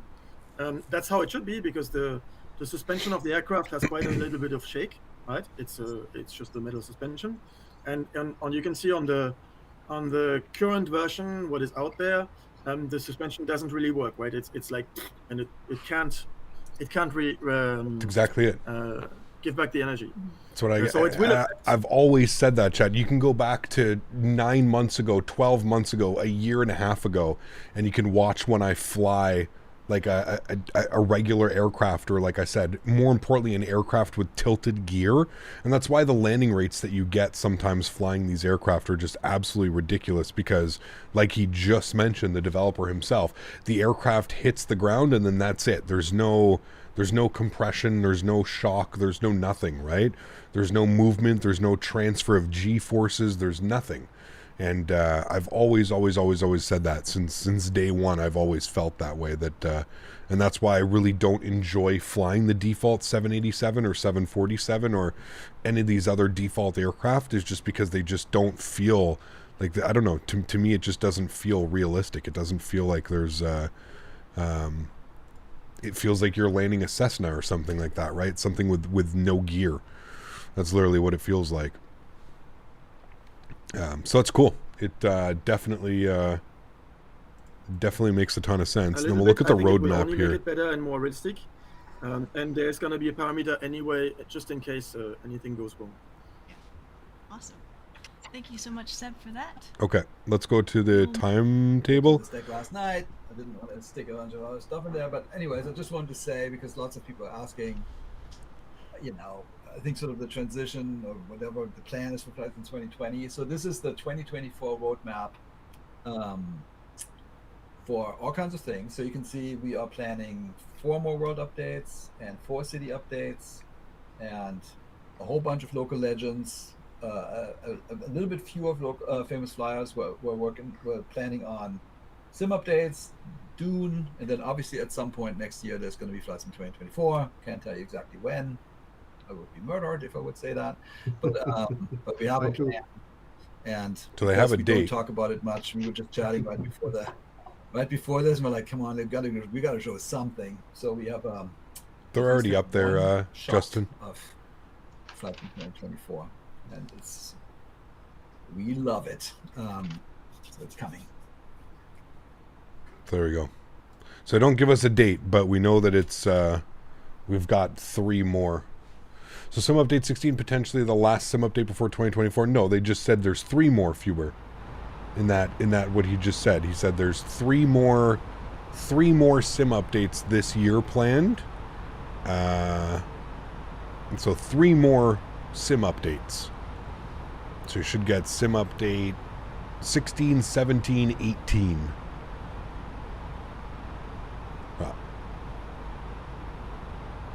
How can I make the Airbus Thrustmaster quadrant and joystick feel more realistic? I don't know, man. Have you ever flown a real A320, Crystal? I certainly haven't. I don't really know what would be quote-unquote realistic. Top of the scent here, chat. But I don't know, man. I don't even know, like, what, like, right? I don't even know how to begin with that, of what we should, how it should feel, or I don't know, man. Is this the fly-by-wire how you like in the new cockpit? Really enjoying it. Really enjoying it, man. Yeah. Why are you flying the A321X so much and not the Phoenix? Jesus Christ. You can't win, Chad. Do you see what I mean, Chad? Do you see how you can't win? I fly the Phoenix exclusively for a year and a half. I fly the fly-by-wire for just over a week, and there's people coming in here asking why I fly this instead of the Phoenix. You can't win. You can't win. I've got 1,000 hours in the Phoenix in between flying this airplane. Now I've flown this for 1 week, and it's all hell's fucking breaking loose on the internet, man. You can't win, Chad. I'm telling you, dude. You can't win. Impossible. Impossibilities are impossibles. Oh, man. It ain't that deep, bud. What do you mean, dude? You asked the question. How are you going to roast me now? You asked the question. It's as simple as, if you follow the channel, you know that I haven't flown this in like a year, man. Literally haven't flown this aircraft in like a year. I started flying it again last week. Come on. Come on. Not going to win this one, that's for sure. Here's the arrival. It's doing all kinds of weird things. I think this is a bug. I think it's going to figure itself out, but yeah. Why don't you use 1440p? Because I don't have a 1440p monitor. I also probably wouldn't do 1440p on a 3080 and stream. 4000 series with frame gen? Sure, 1440p. Yeah. Is this plane free plane that everyone's been saying I should get? This is the one. Yes, Alessandra. You could put exclamation point aircraft in chat. Yeah. 6 and quadrants are way different IRL, at least from the time that I've flown the simulator. Yeah, absolutely. Absolutely, Toast. Because you have actual G-forces, right?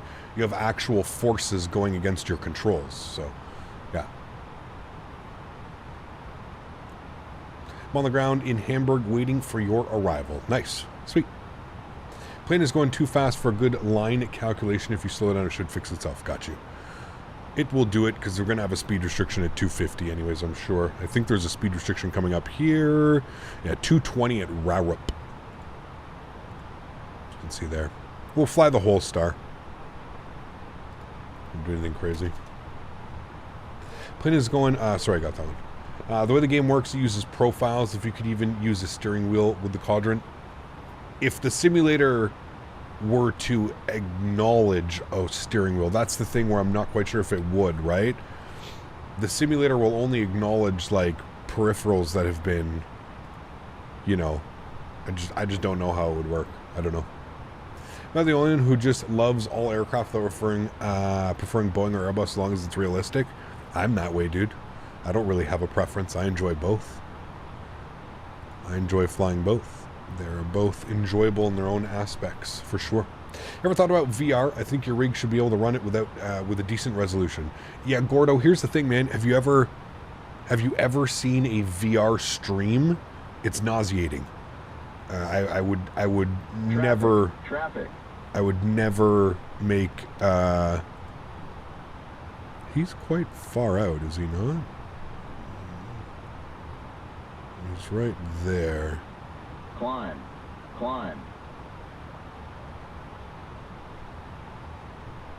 The aircraft is gonna... I'm just gonna hold here. Conflict. Yeah, we were crossing each other. A little bit of that weird... little bit of a weird one there. Go back into descent mode. Put a little bit of... No, it was... no one's fault, really. It's just crossing. It's a crossing...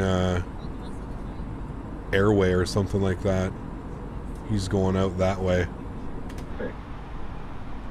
Yeah, VR as a user, as a personal experience, sure. I bet it would be amazing. I have no doubt about that, especially from the times that I have tried it. But as for a stream perspective, I just don't know, man. I just don't think I don't think we're there yet. What's funny enough is, do you guys have any info, and I'm just curious about this if you don't know, do you guys have any experience with, is it Pimax or PMax? It might be Pimax, I don't know, but those VR headsets, have you guys had any experience with that? They've actually recently reached out and they wanted to do some type of promotion through my Discord to give you guys a discount on the Pimax VR headset. I personally don't know anything about VR headsets, so I said that I would have to, I'd have to ask and I'd have to speak around first before I agreed to do anything like that. So I'm just wondering if you guys have any experiences with them. The PMax Crystal, I believe that's the one. Yeah. I don't know anything about it, and they've sent me a couple emails now. They really want to like work with my channel and the brand, and they've sent me a couple emails, and I've been as honest with them as I can, and I said, listen, like I said I would never do a VR stream, but that doesn't mean that we can't promote it in the Discord or get you guys a discount code or something like that, right? If I can get you guys a discount code, I know that they're expensive. Maybe not everybody needs or wants one, but hey, if there's a discount code, it's a little bit more incentive to get something or something, right? But yeah, well, exactly it. Will, that's exactly what I've told them. Is I'm definitely not going to stream with it, and they've agreed with me that streaming is probably not a good experience, a good user experience to view for a promotion. So I emailed back this morning, and I basically said, listen, I said, like, I'm all ears. If you can come up with some type of marketing or something that you think could benefit both parties, me and you, I'm all ears, because if I'm not going to be promoting the product on stream or using it, what promotion are we doing? Maybe they just want into the Discord. Maybe they just, we've got like 5,000 or 6,000 people in the Discord. So that does offer them I'm sure there's a percentage of people in there that might be interested in it, but I don't know, man. Remember the €100 I won? I got an A321 for X-Plane 12, works with X-Plane 11. So if I ever decide to buy X-Plane 12, I'll be able to use it there. There we go. Sweet, Kamzaid. Very, very cool, man. Congratulations again. What about test it offline and make an edited video with it? Again, though, Will, like, videos, man, they're just not... Like, it's just not there for me, man. VR videos, like even a pre-recorded video, a stream, anything, it just makes me nauseous, man. I don't like it. I don't. And if, first and foremost, if I don't enjoy doing it, then I'm not going to make content on it, right? Cap, what's your opinion about Beyond ATC? Looks pretty realistic. Looks like it could be cool. As somebody that flies almost exclusively on Pilotage and VATSIM, maybe. I don't know. It all depends on that pricing, how they come in with that pricing, man, to be honest with you. That's really how it all depends. Now, chat, would we usually fly the whole approach? Probably not, right? Think we can get like radar vectors down? What if we go open descent, 4,000 feet, ground spoilers out, 220 knots? What if we do that? Think we can get a vector in here? There's a wire about write up about why Microsoft makes people dizzy. It's not properly set up for VR. I don't know. Do you use the flyby-wire sim bridge for terrain, or is it crashes Microsoft for you also? I've never used it. Critique. Yeah, I've never used the. That's Hamburg usually has vectors. Yeah, that's what I figured. That's quite a. Almost reminds me of like Vienna, where it adds like almost 40-50 miles onto your flight because you end up doing this whole crazy. Yeah, so we're just going to throw it in open descent mode, and we're going to descend at 220 knots because there is a speed restriction. Coming up here, 220 knots, above 4,000. So what I'm going to try and do is get us low enough we can just vector ourselves. Even if we make this right turn, we can go like that and vector ourselves down and like that. Hopefully we have enough room to vector just straight across here. As someone who can ride the biggest, baddest roller coaster in 20 to 30 times in a row, VR makes me sick. Yep. What's up, Cap? Just booked my FS Expo trip, flying Porter to and from and staying at the Aria. Super stoked. Hey, nice, dude. Very, very cool, man. What days are you going down on? I was thinking, I think it was the 19th to the 20... No. What were the dates? June, was it the 19th? Yeah, June 19th to the 25th. 19th to the 25th is what I was looking at. Also going to be flying Porter. At least on the way down, I'm going to be flying Porter. You're departing on the Thursday the 20th and leaving on Monday? Nice. Very cool, dude. Very, very, very cool. Unfortunately, I can't fly Porter back, Mustard, because I would have to spend a night in Toronto, because they only have the one flight daily to Vegas, and it brings me back too late. Too late. There's no other flight on Porter from to Ottawa once I would land. So I think it's going to be Porter on the way down and then WestJet on the way back. But what's cool about WestJet is I can fly with Dan, right? I can go Vegas, Calgary, Calgary, Ottawa on the way back home. So it kind of makes sense. And I can do that flight with Dan. We can kind of hang out. They do mostly, Mustard. Yeah, departs at what is it, 10:30 in the morning, gets you in Vegas by 3 o'clock, I think is what it was. I think it departs 10:30 a.m. Toronto, gets you in Vegas at about 3:30, which is perfect. You basically have a full day. You know, you got an afternoon and a full evening in Vegas. And then I think the flight home leaves late at night on Monday, right, Mustard? Like you get home just before midnight, I think.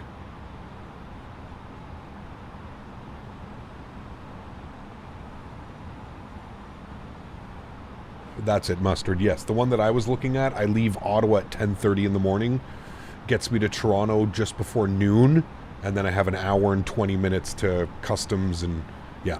Have you checked out the A300 new update? Nope, not yet. I'm sure we will soon, but not yet. Chad, I think we have a little bit too much altitude to make this turn across, so we're just going to hold here. Let's get our landing lights and wing lights. Leaves Vegas 4 p.m. on the Monday. Got you. Okay. I thought it was later. I could have been missing that with the Air Canada or the WestJet. Yeah, I'm excited, man. The E2s. Get to fly on the E2 for the first time. And of course it's Porter, so free drinks, free meal. Anything over 2.5 hour flight, you get your free meal. So you'll definitely get a nice free meal on the flight as well. So you'll be fed, you'll be landing in Vegas, ready to go, man. Ready to party. Let's go flaps 1 chat, help with the descent here a little bit. We're going to activate approach phase. Good. And landing system on. I'm going to get us a turn here shortly, chat. I'm actually going to... what is that? Direct to CI-23. Think we can do that. Let's go direct. You know what? Let's go to the one after it. What is it? Delta Hotel 657. Okay, let's throw ground spoiler in. Delta Hotel 657. Let's get that ready to go direct to...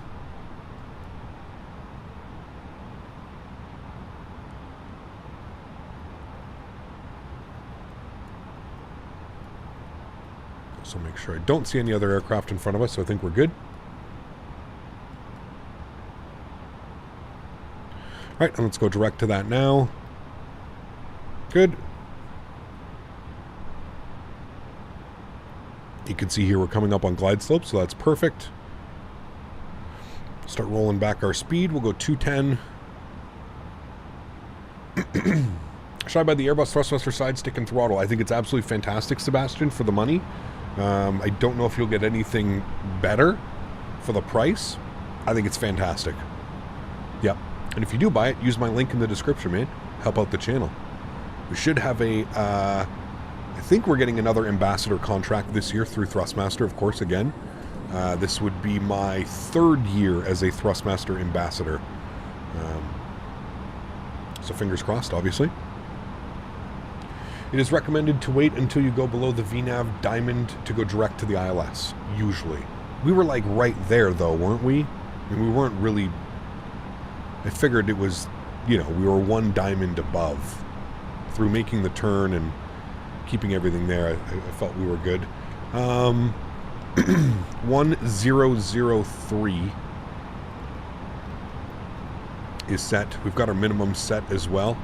I'm going to arm localizer. And I'm going to bring our speed back down 190.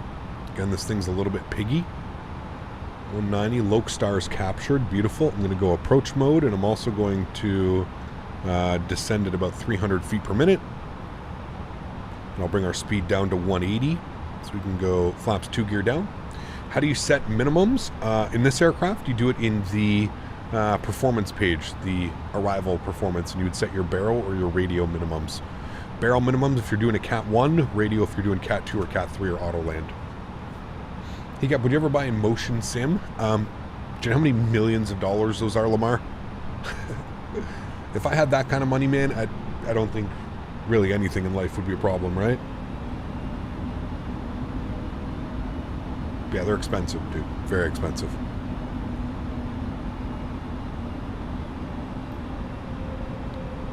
Alright, we're going to keep 180 till 5 miles. Does Swiss 001 have one? What? A full motion simulator? I don't think so. Have you seen his setup? It's got a pretty badass setup. Got the Boeing chair. All the Thrustmaster get-ups.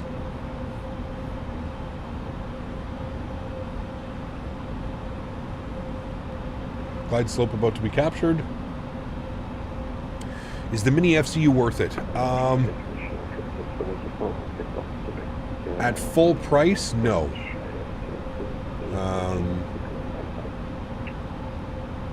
Yeah.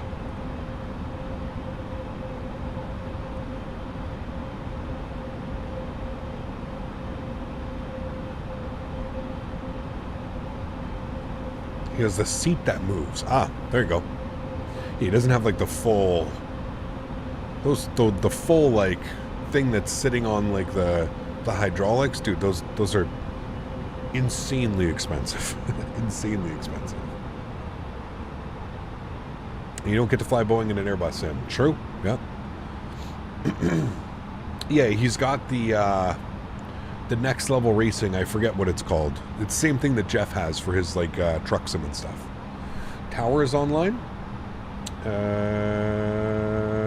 Hamburg ground tower, you're right, 26855. 126855.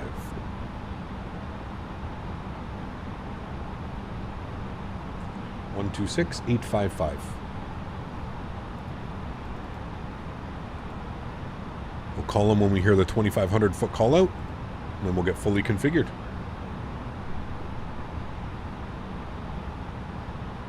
You're going to Flight Sim Expo? Nice, Kevo. Sweet.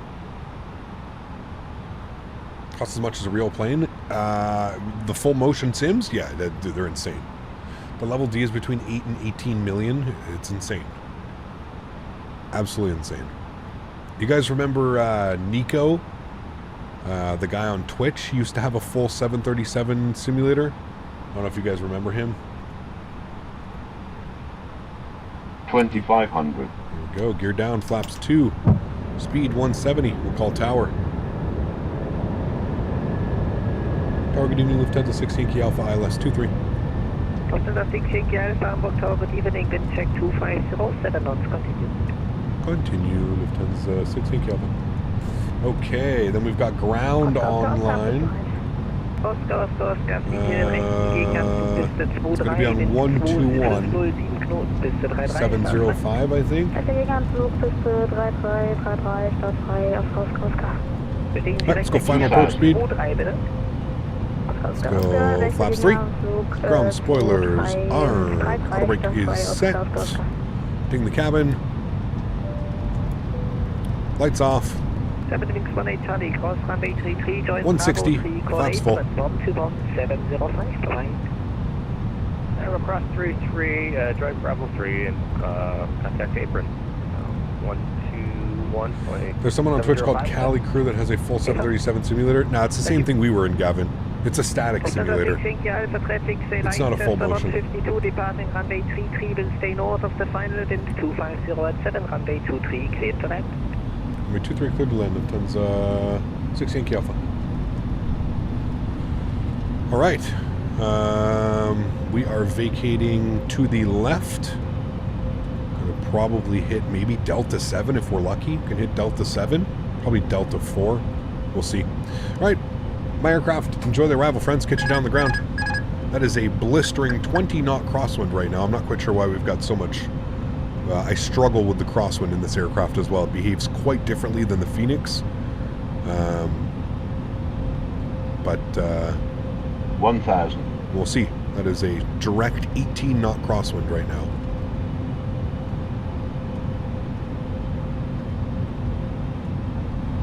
Sounds are up. Enjoy, guys.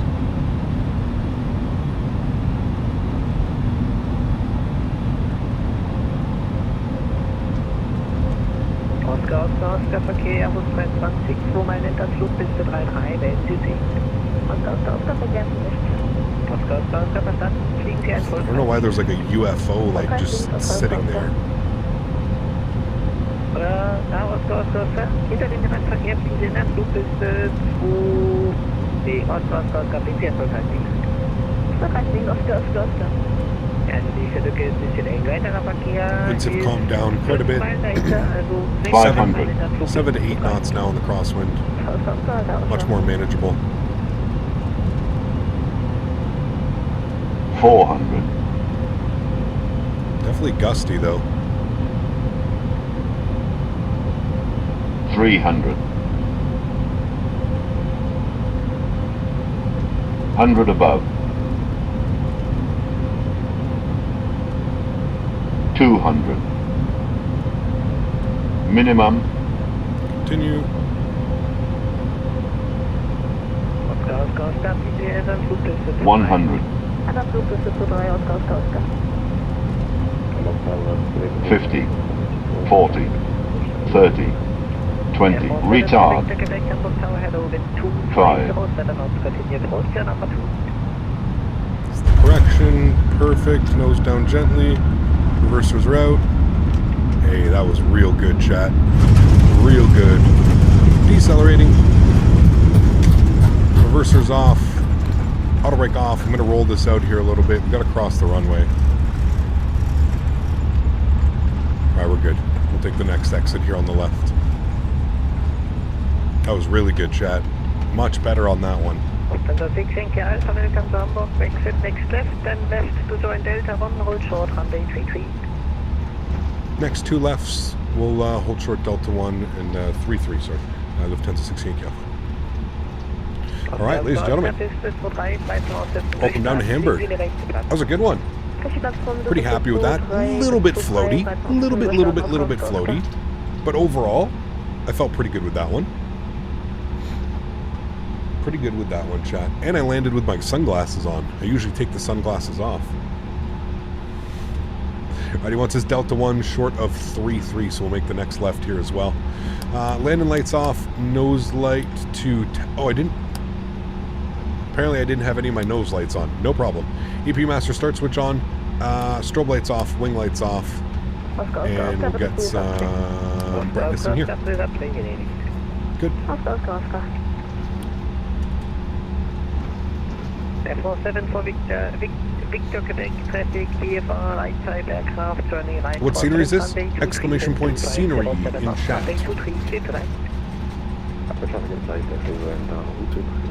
And we'll stop the clocks. 1 hour and 3 minutes, chat. Bang on the flight time. And we'll clean up the ground spoilers and our flaps. Good. EP, you can go on. Good flight. It was a good flight, yeah. We're about to do the return flight as well.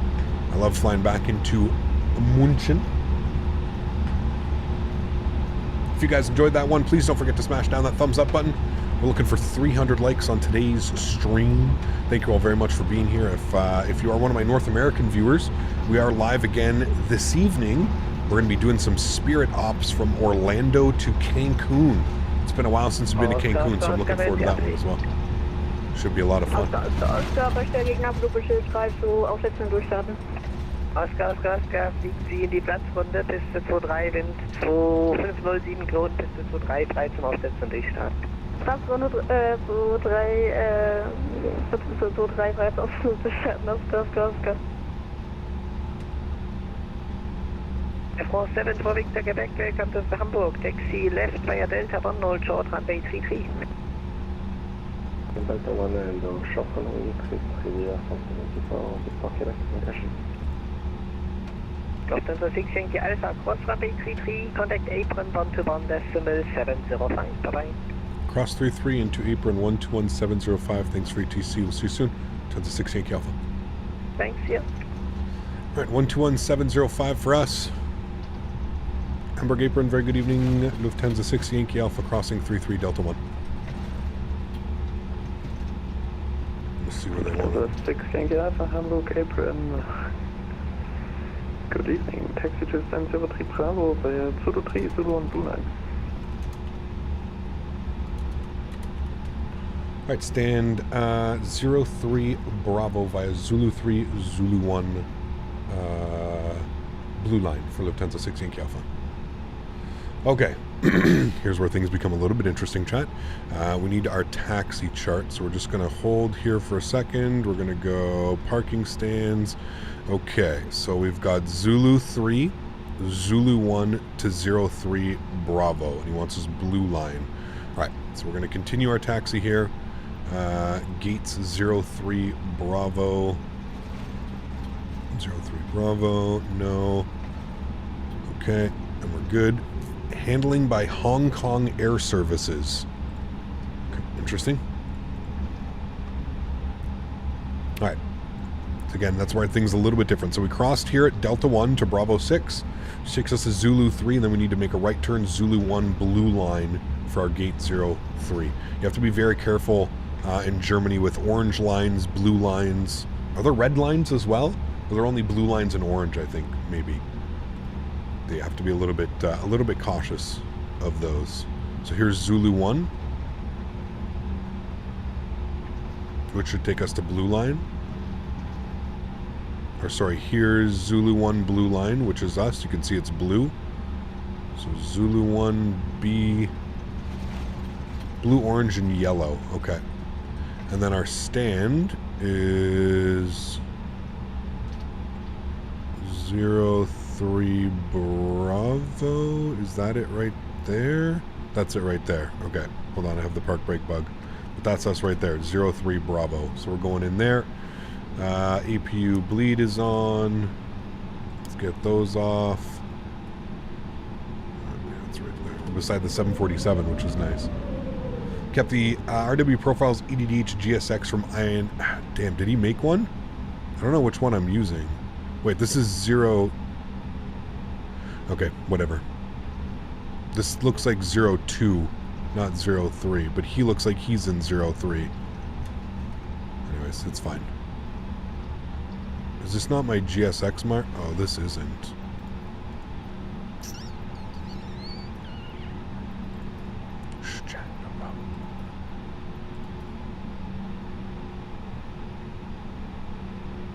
Okay. It's okay. He won't be mad.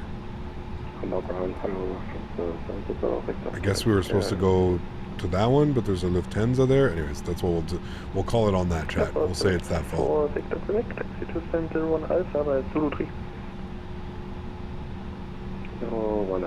Sweet airport, it is, dude. It's beautiful. Beautiful. We're blinding all these guys too right now. Apologize.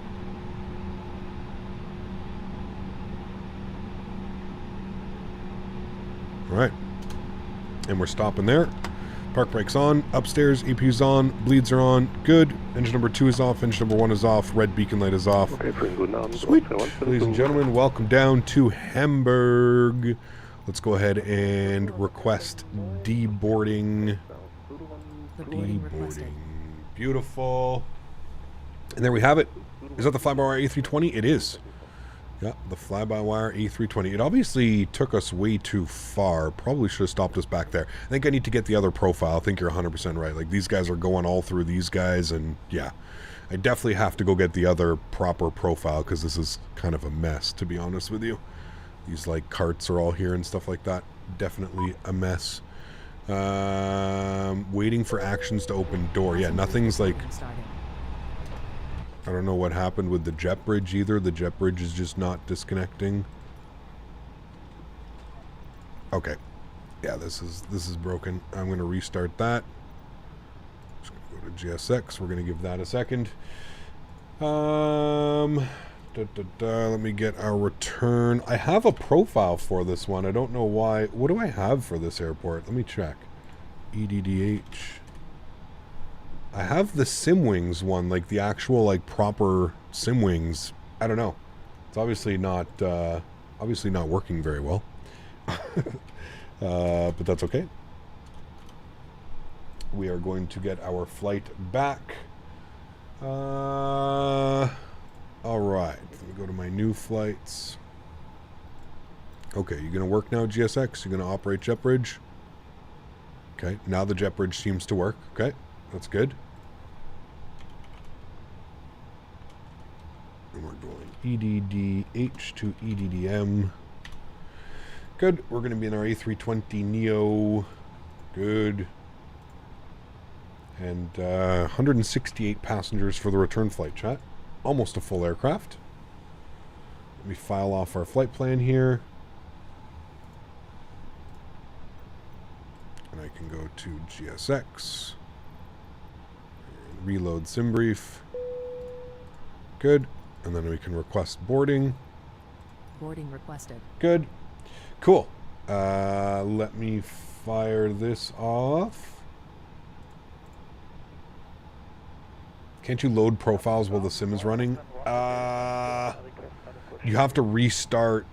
You have to restart the Kutao script or restart the actual program. It's okay, man. It's fine. It's not the end of the world. We got it to work. It just, for whatever reason, I think it's just because it got us so far past the line that the JetBridge kind of like freaked out a little bit. But anyways, it's okay. It's perfectly fine. No problem. Okay, let's jump back inside and we'll go ahead and grab our clearance. We filed off our flight plans. Let me reconnect as our new call sign. All right. And I'll finish our flight over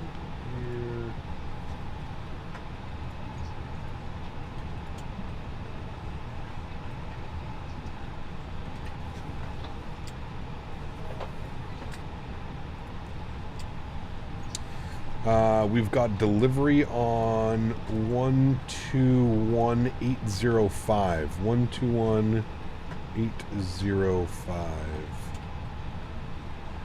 Okay.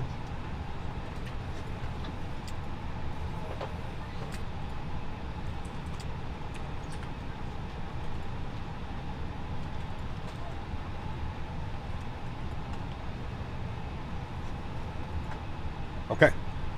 New flight plan has been updated. That's good. We'll go to flights, unload, import, SimBrief, this one. Good. Close that out. Actually, we'll probably need that again. Shit. EDDH taxi, where are you? Let me pin you guys as well. Good. That'll give me all of that because we'll probably need that as well for pushback. Okay, we're looking good. Upstairs is all set. That's good. Let me come over here. Let me go to import from SimBrief. New flight, Hamburg back to Munich. Good. Let's come down here. We're going to go to fuel. We're going to go from you. We're going to import. Good. We're going to go to payload. We're just going to import that directly. It should be doing its thing now through SimBrief. Yeah, see, something's not. It's just loading it automatically. Something's weird with this profile at this airport because it's boarding, but it's not boarding through here. It's already says that it's already been, or like, I wonder why it's not boarding the cargo, or is it boarding it? Maybe it has to wait. I don't know. Maybe we broke it. Hopefully not. What do you think of Beyond ATCO comes out? I don't know, Travis. We'll see, man. I think it really comes down to like the whole subscription thing. Like, what are they gonna do? I don't know. We'll see. We'll have to wait and see. Okay, we're on frequency 121805. We have ATIS information.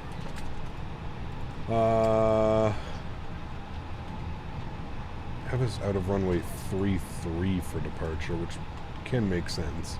I have departed 33 out of here. We'll see what they end up giving us. Okay. We have ATIS Bravo. ATIS Bravo.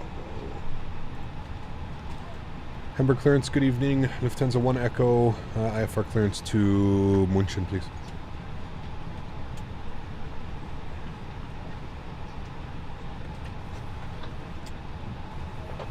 Lufthansa 1 Echo, Hamburg on 9 information.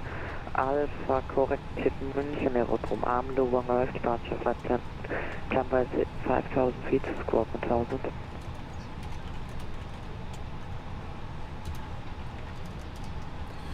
Lufthansa 1 Echo is cleared into München, Amlug 1 Golf departure, climb to the SID, maintain 5,000, squawk 1,000.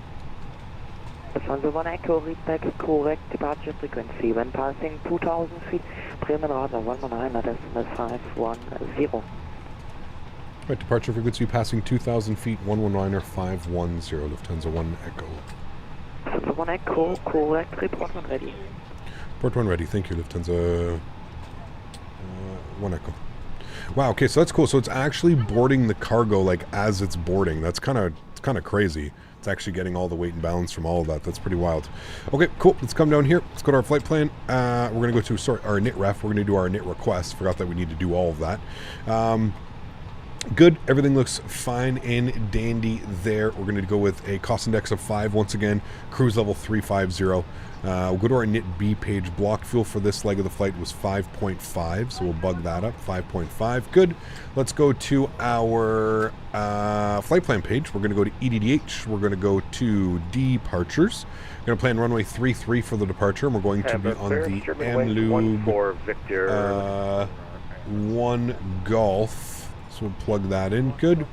We'll go ahead and insert that. Beautiful. We'll scroll through. There's going to be a discontinuity, so we'll just make sure we remove that. Good. And then we're going to go to EDDM. We're going to go to arrivals into München. We're going to be on the Landu. So here's where things become a little bit tricky. So we know that we're probably going to expect 26 right for the arrival. That would make the most sense. So we're going to go to our procedures. And here's what we're going to do. So we're going to go to expect the ILS 26 right. Good. We're going to be on the Land 2 Bravo arrival. Land 2 Bravo. Good. And we're needing to choose a transition, and this is where things become a little bit spicy, chat. So let's go transitions. We're going to go 26 right. We're going to go arrivals, and you can see here that we're on the land. Oops, we have to flip this back to 26 right. That's right. And there we go. So we're on the Land 2 Bravo. So we need to see which arrival. We're coming in from this way. Is it no matter what? Is it radar vectors? Alright, what are the options here? The BET 26, the DM 429. The BET. Sorry, we have to go to approaches, not arrivals, approaches. And then we need to go to 26 right. So I'm still learning with this whole approach thing. Okay, so the ILS 26 right.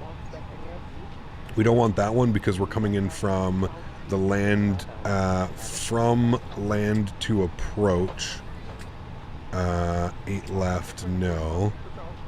2 runway 26. Okay, the local transition. We don't want that one. We want the Landu. So it's going to take us across like this and then down. There's no way they're going to want us to do that.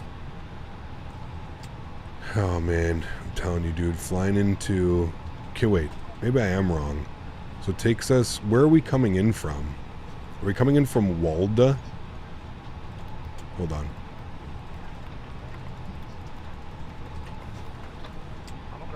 Okay, so it has us from Landu to Mike. Okay. From Landu to Mike, which we could then be on the NAPSA? No, we want to be on the Landu, Land 26. Is that an option?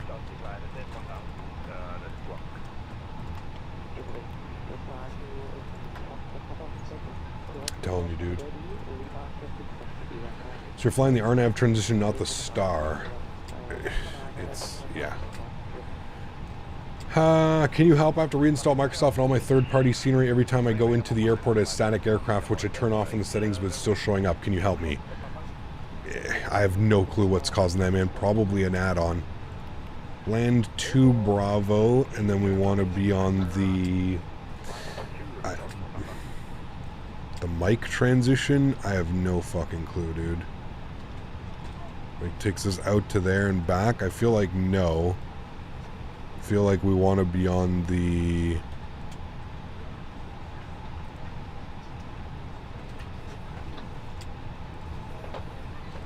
We need the Landu. The Land 26. Is that in here? Oh, there it is right there. The Land 26. That's what I'm going to program. Who knows if that's what we want to do, but to me that feels the most accurate, especially with ATC on, if there is any. Takes us Landu. That's not right. Takes us Landu, which is right there. Landu to Mike, and then from Mike to...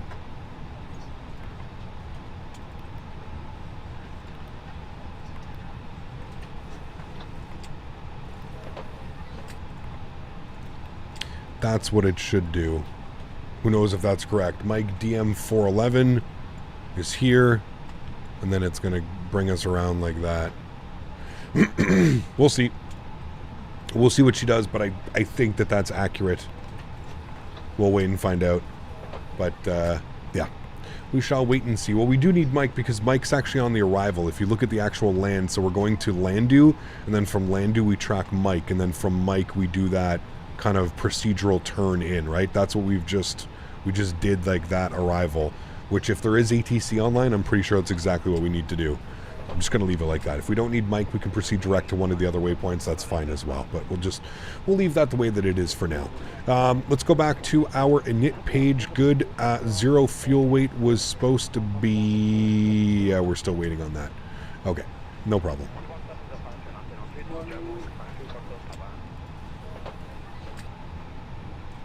According to the EDDM briefings, you shouldn't expect the star, only the transition. Yeah, it's kind of weird. You never really know what you're expecting. Initial climb was 5,000, so we've got that bugged in. I think it was 5,000. Yes, initial climb 5,000. Squawk was 1,000, so we're good on that as well. Good. We'll just turn the predictive wind shear system off for now. Make sure that comes back on. And it looks like we've boarded up the cargo. We're just waiting for the rest of the passengers to board up now. So that is good.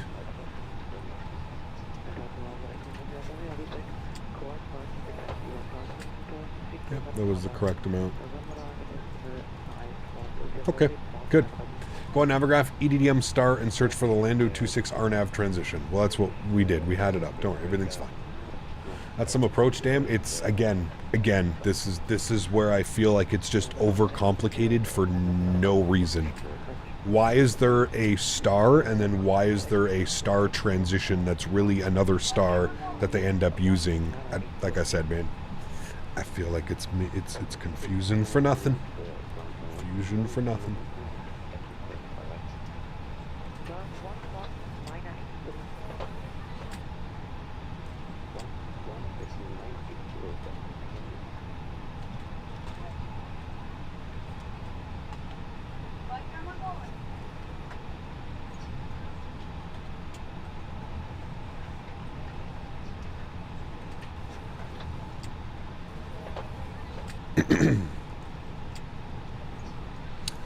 You will not fly via Mike? Okay, we'll see what they do. Yeah.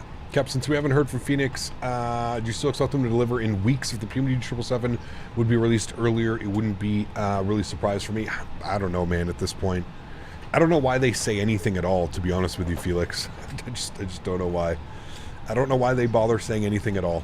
You know, coming out and saying weeks, well, okay, it's been 3 weeks now and we still don't have it, so...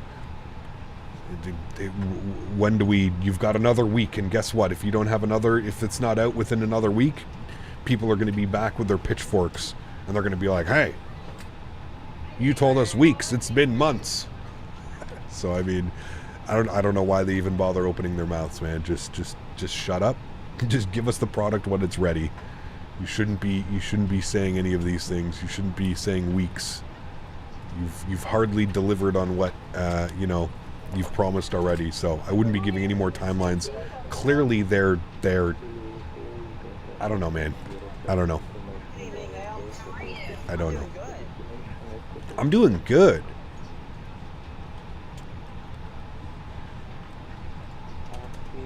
I feel like the 777 will be up for the Phoenix update. Phoenix update releases will be reactionary for the 777 release. I don't know, man. I don't know.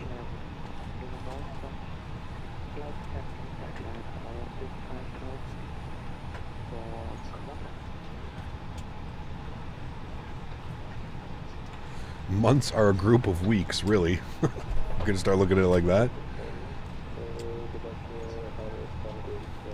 Yeah, I don't know. I do not know, my amigos.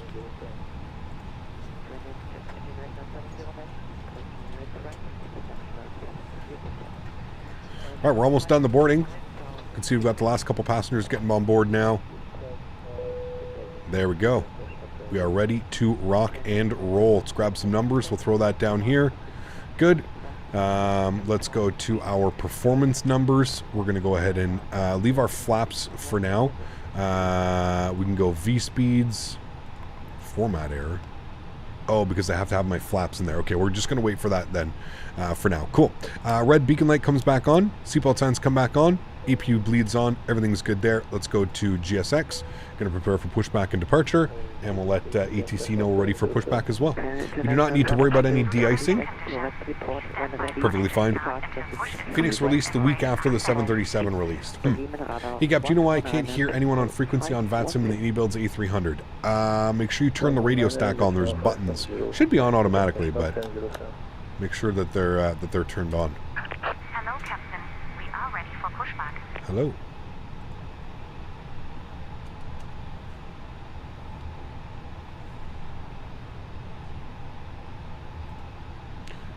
Winter clearance, Lufthansa 1 Echo ready for push and start, stand 02 Bravo.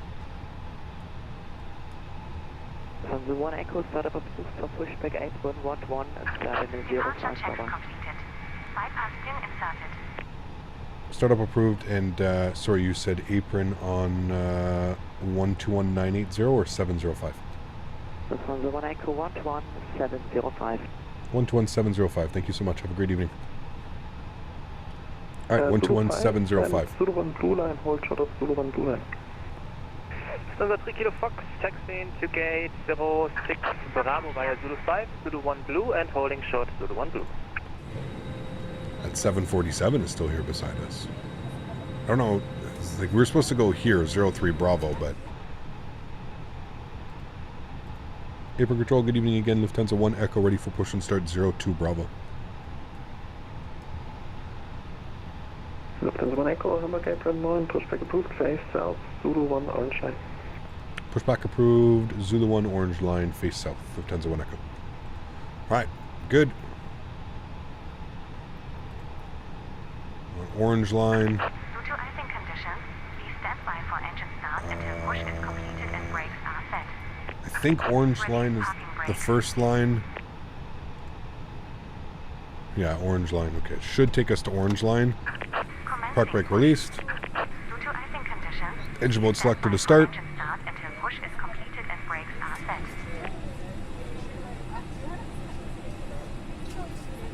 Is that 747 a real guy or a scenery plane? That's somebody on VATSIM. It's a 747 on VATSIM. Spool up engine number 2. Enjoy.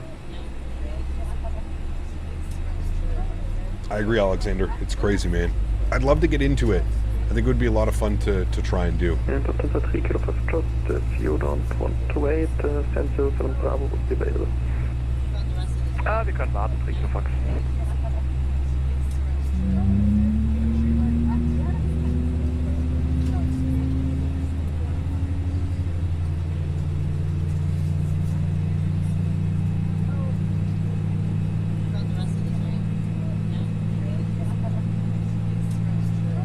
Wing 52 Foxtrot Papa, ready for taxi. Wing 52 Foxtrot Papa, taxi holding. See, so it's not taking us to orange line. So we're going to stop here and complete pushback. Because it's not going to push us to orange line. We want to stay on the orange line.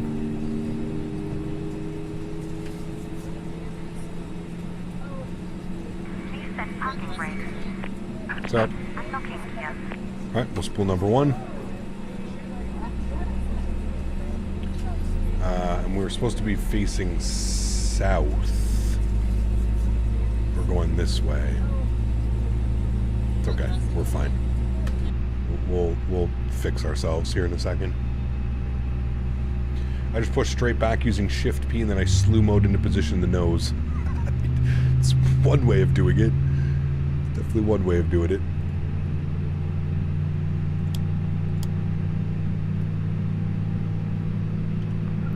Hamburg, ground facility and Thrustmaster 07, delivery on board, requested start and pullback, stand for 2. We fly EDDW, Lufthansa's flying there 8 times a day. EDDW, where's that? That's, yeah, maybe this weekend we can try and do that, for sure. How you doing, Cap? Completely forgot you were streaming today. Hey, Sean, what's up, man? Good to see you, dude. Use slew mode on VATSIM to speed up your flight. It's a great way to get your account removed as well. Great way to get your account removed. Alright, 2 good engines. Beautiful. APU comes off, APU bleed comes off, flap set to position number 1. I'm going to release the park brake. Give me a second, chat. We're just going to turn the nose here quickly. We'll go differential thrust. We'll use our right thrust here. Kagri, thanks for your support, my friend. Appreciate you, dude. Huge enough floaties to you. Thank you for supporting the streams and the channel. Appreciate it, man. We have the bug right now. I think we have the bug. Oh, there's that bug that I was talking about.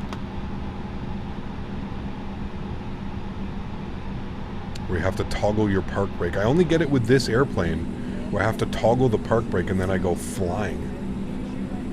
Slew mode is allowed as long as there is no ATC online or you get approval. Interesting. Kagri, thank you for your support, my friend. Appreciate you, dude. Welcome to business class. Thank you. EW is called Bremen Airport, small, nice regional airports. My hometown, Bremen. We've definitely been to Bremen before, so we can definitely check that out for sure. 002 requesting. Condor 002, taxi boarding point runway 33, via Zulu 1 orange line, Bravo 4. Zulu 1 orange line, Bravo 4, heading 33, Condor 002. 2-month good night. Kagri, thank you. Appreciate you, man. Paper Lufthansa 1 Echo, ready to taxi 33. Lufthansa 1 Echo, taxi boarding point runway 33, via Zulu 4, correction. Via Zulu 1 orange line, Zulu 4, Zulu 5 and Bravo 5. Sorry, can you repeat that last part? I got Zulu 1, orange, Zulu 5. Lufthansa 1 Echo, taxi boarding point runway 33, via Zulu 1 orange line, Zulu 4, Zulu 5 and Bravo 5. Alright, Zulu 1, orange line, Zulu 4, Zulu 5, Bravo 5. Lufthansa 1 Echo. Lufthansa 1 Echo, correct. And you missed the turn to Zulu 4 already. Yes, I see that. Don't worry, we can make that turn, no problem. Gotcha. I figured he was just giving us Zulu 1. Zulu 4, Zulu 5, that's why. Okay, so he kind of got you. I got it, chat. No problem. What do you use for model matching? FSLTL. FSLTL. Continue taxiing on Lufthansa 3 Fox. Condor 002, contact Hamburg Tower 126, 845, bye. Hamburg Tower 126, 845, Condor 002, ciao.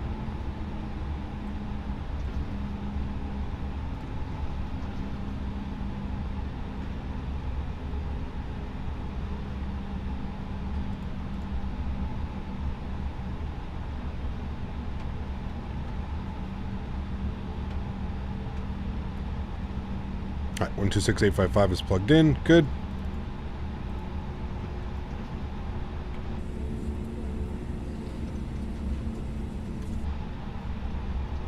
What do you use for monitor? Yeah, sorry, FSLTO.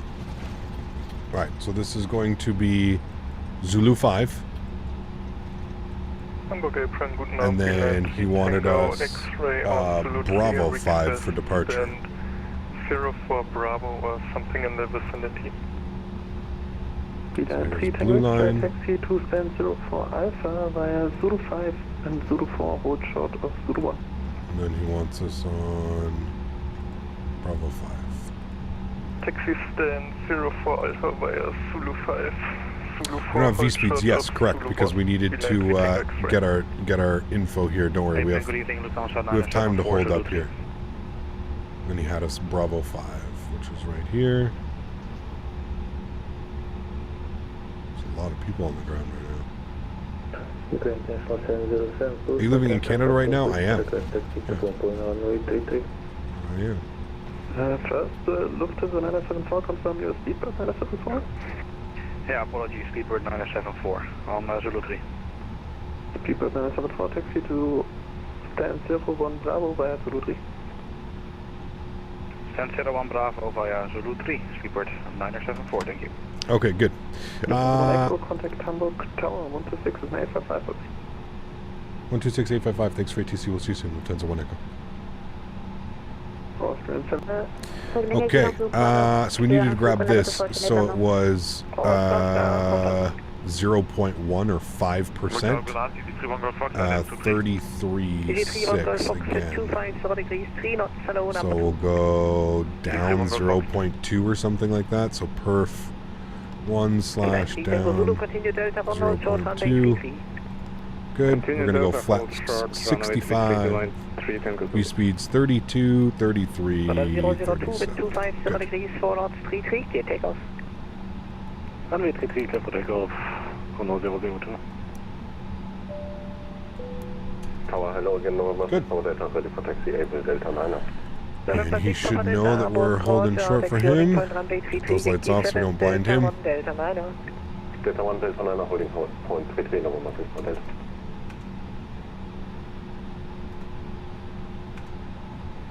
Oscar, fliegen Sie hinter Flugpiste 3-3. Hinter Flugpiste 3, Oscar. Good. We'd like to see Alaska Airlines ops from back in the USA, and then 737 maybe at a PDX and SeaTac. We just did some Alaska out of both of those airports actually not that long ago. But yes, always a good time. 2504 knots, 23 data line. 23 land, easy 300 Fox. Oscar, Verkehr, Airbus 320, zweimal hinter Flugpiste, 2-3. Verkehr in Sicht, Oscar. Verstanden.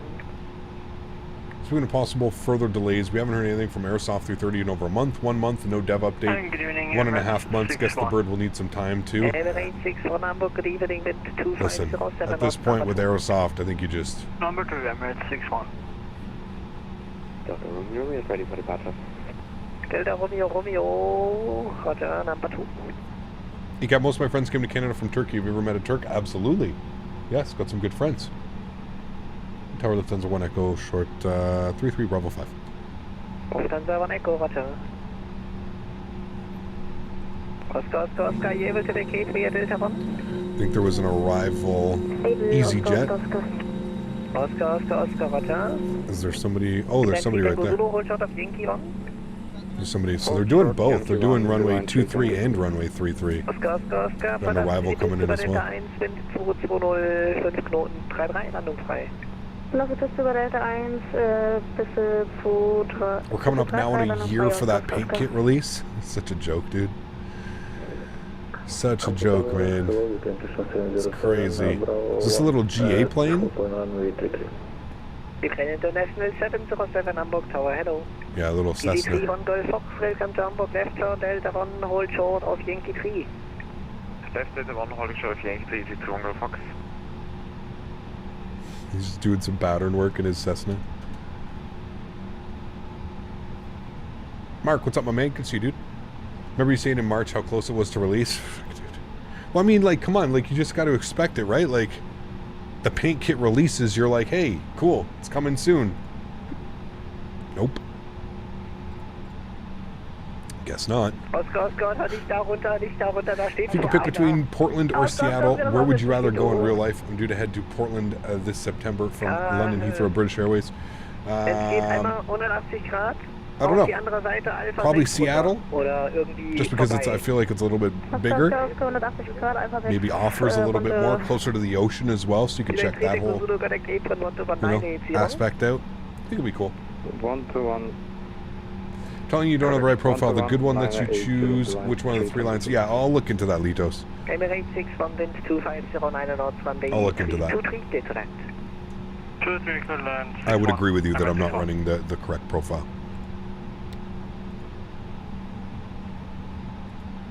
E350 will be out before the 330.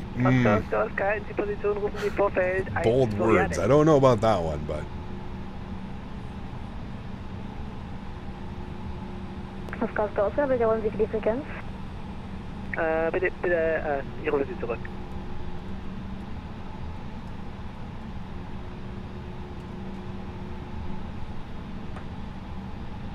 Oof, what was that just landed? Emirates?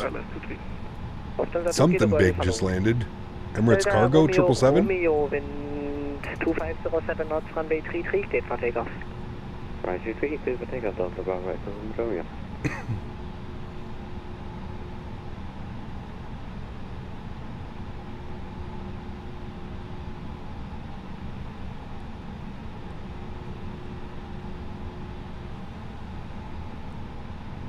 What do you think about the IndyBuilds A320neo? I haven't flown it yet. Haven't been able to fly it yet, so we're waiting to see. Oscar, rollen Sie über Zulu 5, Zulu 5, halten Sie vor Zulu 1, Blue Line. There was a little business jet in front of us, got you. Look, I missed the first leg. Welcome back, Kesto. Hope we're doing well, man. Here for the second leg. November 6, Papa Delta, line up, runway 33. Landing up to 3, November 6, Poland. Lufthansa 23 Bravo, cross runway 33, hold shot of Zulu 5, contact 12175, 705. I think he just got clearance to line up.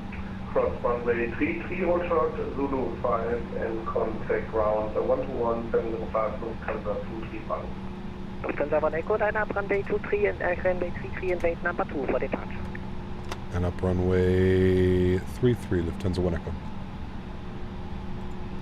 Alright, number 2 for departure, so I mean somebody's in front of us. All of our lights on, looking good, ding the cabin. Good. And it was on departure. We're going to be 119510. Wings 178 Hamburg, morning number 2. Easy 31 Golf Fox, continue taxi Delta 1 short Yankee 1 April 121 980. Easy 31 Golf Fox, please repeat. If you're not listening, I'll repeat later. November 6, Papa Delta, wind 2507 knots, runway 23, correction 33, cleared for takeoff. 33 cleared for takeoff, November 6, Papa Delta, vorbei. Oscar, rollen Sie über Bravo 3, kreuzen Sie die Piste 3-3, danach halten Sie vor Yankee 1. If you're not listening, I am not repeating. Good night. Oh shit, dude. I love Get some I love Vatsum, please. Good old German ATC, man. Ain't no fucking around here, chat. If you ain't ready, I ain't repeating. I mean, he's slammed right now. It is ridiculously busy here for some reason. They have an event or something going on? Emirates 61, continue taxi Delta 1, hold short runway 33. Spread at Delta 1 holding short 33, Emirates 61.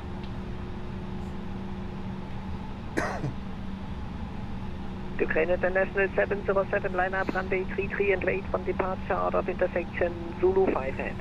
Section Bravo 5. There's another arrival right here. They're just pushing it, man. It's crazy. Got more planes out here too coming in. Like it is an absolute. 2507 knots, runway 33, cleared for takeoff. Bye bye. 33 cleared for takeoff. Easy 1. Sorry, Lufthansa 1 Echo. Great job this evening. Bye bye. Thank you. Throttles to 40%. Sounds up. Joystick cams on. Enjoy the arrival, friends. Tower, Terminus 14 Victor, Bravo 4. Manflex 65 SRS runway auto thrust blue. Takeoff power set. Slight nose down pressure on the side stick.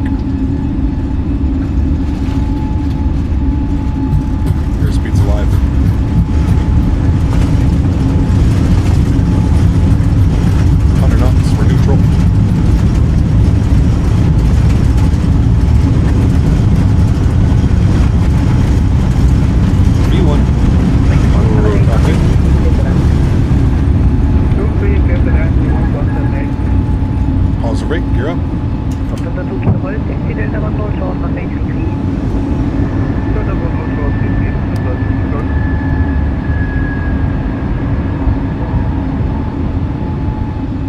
Right, we maintain this frequency till 2,000 feet, then we switch ourselves over to 1951. Something sounds loose, just a little bit. Just a little bit.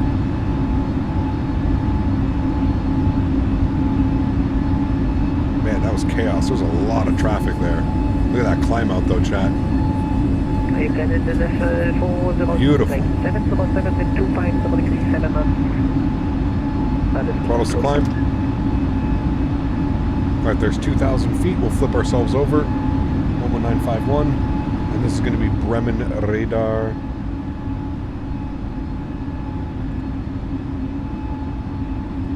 Bremen, hello. Lufthansa 1 Echo 2,500, climbing 5,000. Lufthansa 1 Echo Bremen radar identified Childerz at flight level 100. Flight level 100, thank you, Lufthansa 1 Echo. Right, flight level 100.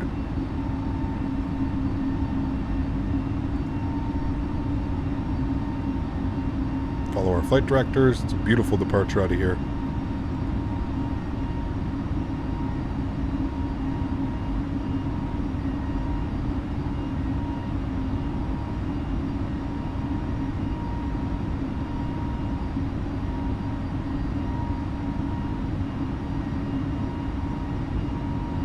Can never go wrong with some Lufthansa.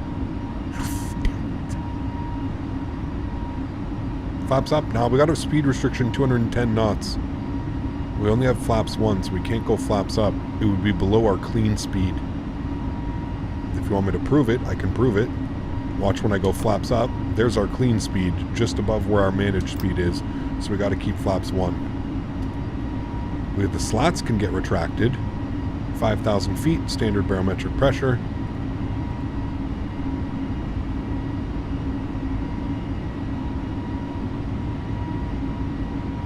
So slats are up, we still have to keep flaps.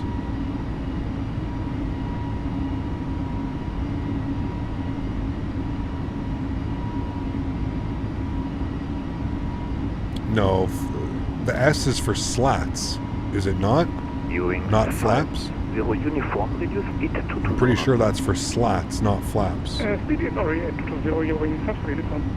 Because the Airbus on departure, you have your slats and you have your flaps, right? Echo contact Bremen radar 123.925, bye bye. 123.925, Lufthansa 1 Echo. Thank you. Your wings 50 uniform. Alright, now our speed's free. I'm going to engage autopilot. I'll bring you up to the flight deck. And now we can go flaps clean. Flaps 1 is slats. Okay, but listen. Do not, like, there's our clean speed. We had a restriction for 210 knots. Don't you not ever want to have your, like, you never want to have your speed below clean speed. We were below clean speed. That's why we can't go flaps clean. We were literally below our clean speed. So I don't, is that either, are they allowed to go below clean speed and flaps clean, or wouldn't you want to wait till you at least achieved 220 knots? That's when I go flaps 1. Green dot speed gives an estimate of the speed for best lift to drag ratio. Okay. Alright, 10,000 feet. Let's get some lights on. Let's get some lights off. See, that's a question I'd love to ask for like V1 or something like that, you know? Below green dot flaps 1. That's just what I've always done in an Airbus, right? You never want to have flaps clean and you're below green dot speed. Green dot speed is your minimum clean speed, is it not? So that's something I'd love to ask V1. V1, if you're around, if anybody shows this to V1. So many pilots in chat today. It's a normal day. It's a normal day. Climb 370, thank you. Hello, Lufthansa 1 Echo, flight level 10. Lufthansa 1 Echo, Bremen, hello, weather contact, climb flight level 240. Climb flight level 240, Lufthansa 1 Echo. Right, 240, back into manage mode. There she goes. For flight 41, descend 3,000 feet on QNH 1002. 3,01002. You think V1 is streaming as well? I don't know. I thought he was supposed to stream later. For flight 41, roger. I don't see Romeo him. contact Bremen 136050, bye-bye. No, he's streaming this evening at 4:30. But I'd be really curious to know. When it hits S, select flaps 0. Damn, really? So your flaps clean below green dot though? Condor 1, uniform Papa, descent flight level 250 to reach at Bumil. Condor 1, uniform Papa, descent to reach Bumil at 250. Flaps 1 is not wanted over 190 knots as it creates more drag and more fuel burn, so engines are overforced. Interesting. Okay, cool. Well, there we go then. Airbus 450 Bremen, hello, radar contact and climb, flight level 390. Climb, flight level 390, Appreciate it, chat. Thank you for all the help. Why are they fully staffed? Probably an event going on. I know that they have some events and stuff. You are correct. You don't want to fly slower than green dot. Flap position 1 for takeoff is flaps and slats. Flap position 1 on arrival is just slats. It will show flap 1. Yeah, absolutely. Yeah. Okay, which Malaga LEMG scenery is the best one? Which one do I have? LEMG. I think it's, yeah, MK Studios. Yeah. I'm no pilot, but I usually tend to keep flaps 1 below 220, otherwise I have to trim like hell. That's usually when I do it. Yeah, like, I mean, usually between 210 and 220 knots is when I'm going flaps clean.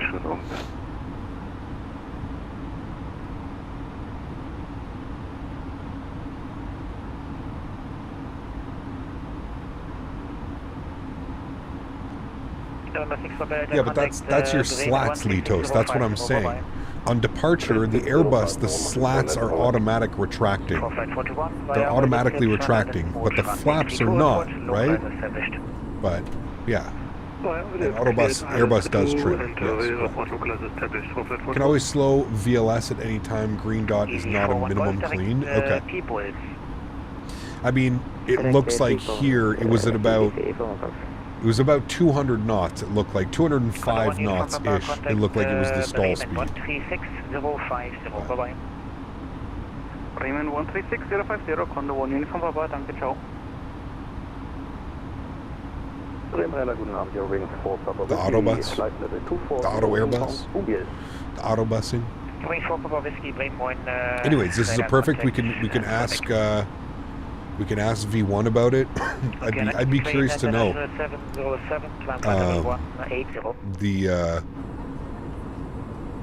how they do it. I know aerodynamics, you fly the Airbus, don't you, as well? AlexSiu. The newest Airbuses will have chat GPT in it, no worries. Just ask it a question.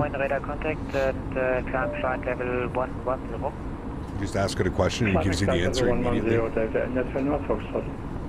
Speed dial V1 in here, Cap. We need answers. I don't have his contact info, dude. I'm sorry. I'm sorry. I don't have his contact info. Scandinavian 649, contact Hamburg arrival 119510, bye-bye. 109, nice little tailwind right now. 28 knot, quartering tailwind. North 312, North Friday ATC ahead. He's probably going to hand us over to more ATC or Unicom, but I'm pretty sure. Pretty sure he gives us to another center. I don't think he can give us higher than 24,000. North 312, monitor Unicom 122. I could be wrong though. Maybe ATC knows. Hey, when should I go clean? When should I go clean in my airplane? Do you know? I'd probably be like, sir, you're the one flying. There's a real old A320 for Delta. I don't use flaps. Nice. No flap landings at all. It's alright. Too active, just doing exams, listening to the stream. No, you're fine, man. Yeah, first Eurowings 128, Bremen radar contact, descent flight level 110, and cleared Bokmo to Papa arrival. No, Daniel. Slats automatically retract. The slats are on the front. Right, Chad? The slats automatically? Or is it the flaps that automatically come up? I thought it was the slats that automatically go. Excuse me.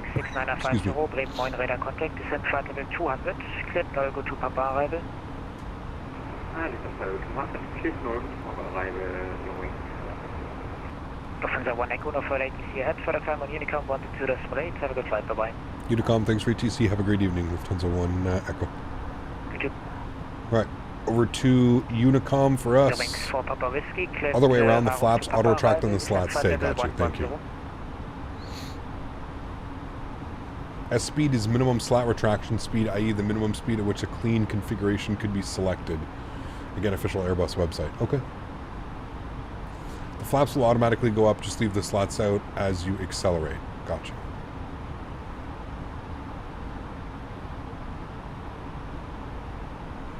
Slats and flaps.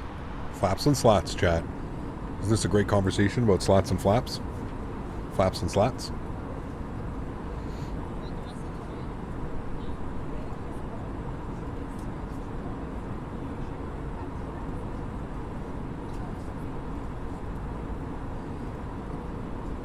How much would I probably have to spend to get fairly realistic Microsoft Flight Sim set up from nothing, including all of PC costs?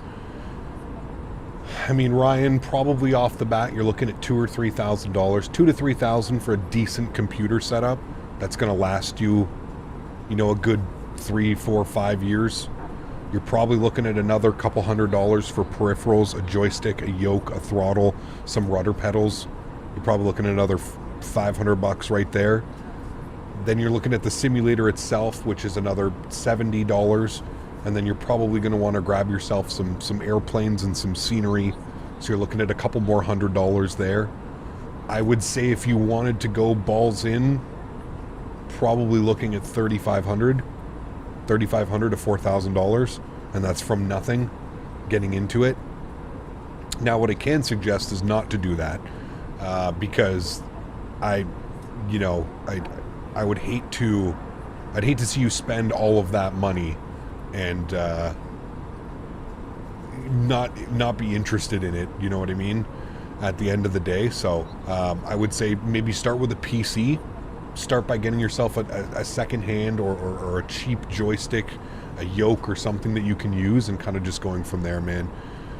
Now, you don't have to buy add-on aircraft. You don't have to spend $500 on getting a yoke and a rudder pedal right away, but these are things that I feel like you'd probably want to add, especially if you want to experience the whole potential of flight sim from home, right? So I think a major key is rudder pedals and a decent joystick or a yoke. Those are like, to experience it fully, those are the things that you need. You need to have something that feels good in your hand. You need to have a nice throttle quadrant. You need to have some rudder pedals. Yeah. I decided to set aside $4,000 for nice PC and another $1,000 for hardware. I think that should keep me running for 5 to 6 years. I would agree. Yep. I just worked 1 year, no vacation. I got a computer with a yoke, etc. for it. See, there you go. A300 just got a big half gig update. It did. Yeah. Ben, what's up, man? Good to see you, dude. Welcome back. Hope you're doing well. Yeah, it's not cheap, Ryan. It's not cheap, man. Especially because, like, I always tell people, like, if you're getting into the hobby or you're building a computer, right, like, it makes more sense to me to, like, build a computer that's going to last you 3 to 5 years instead of building a computer that just reached minimum specs, and in a year or two from now, you're going to want to, you're going to want to take that next step, and you're going to want to build a computer that, can run 4K, 2K, something like that, right? Cap, having issues with my T60000M rudder pedals. Do you have your sensitivity settings for each aircraft Phoenix fly-by-wire? For my rudder pedals? No, Eduardo. I pretty much use the same rudder.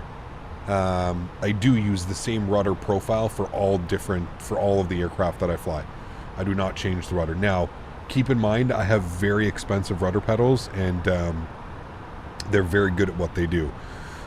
So some, I find in the Airbus I have to put a little bit more rudder authority, than I do flying the Boeings. I find like my 737, I can be kind of, I can be pretty easy with the rudder, and there's quite a bit of yaw action. So I don't know what throttle to buy. Based on my research, I want to buy the Honeycomb Aeronautical Bravo throttles, but they are unavailable.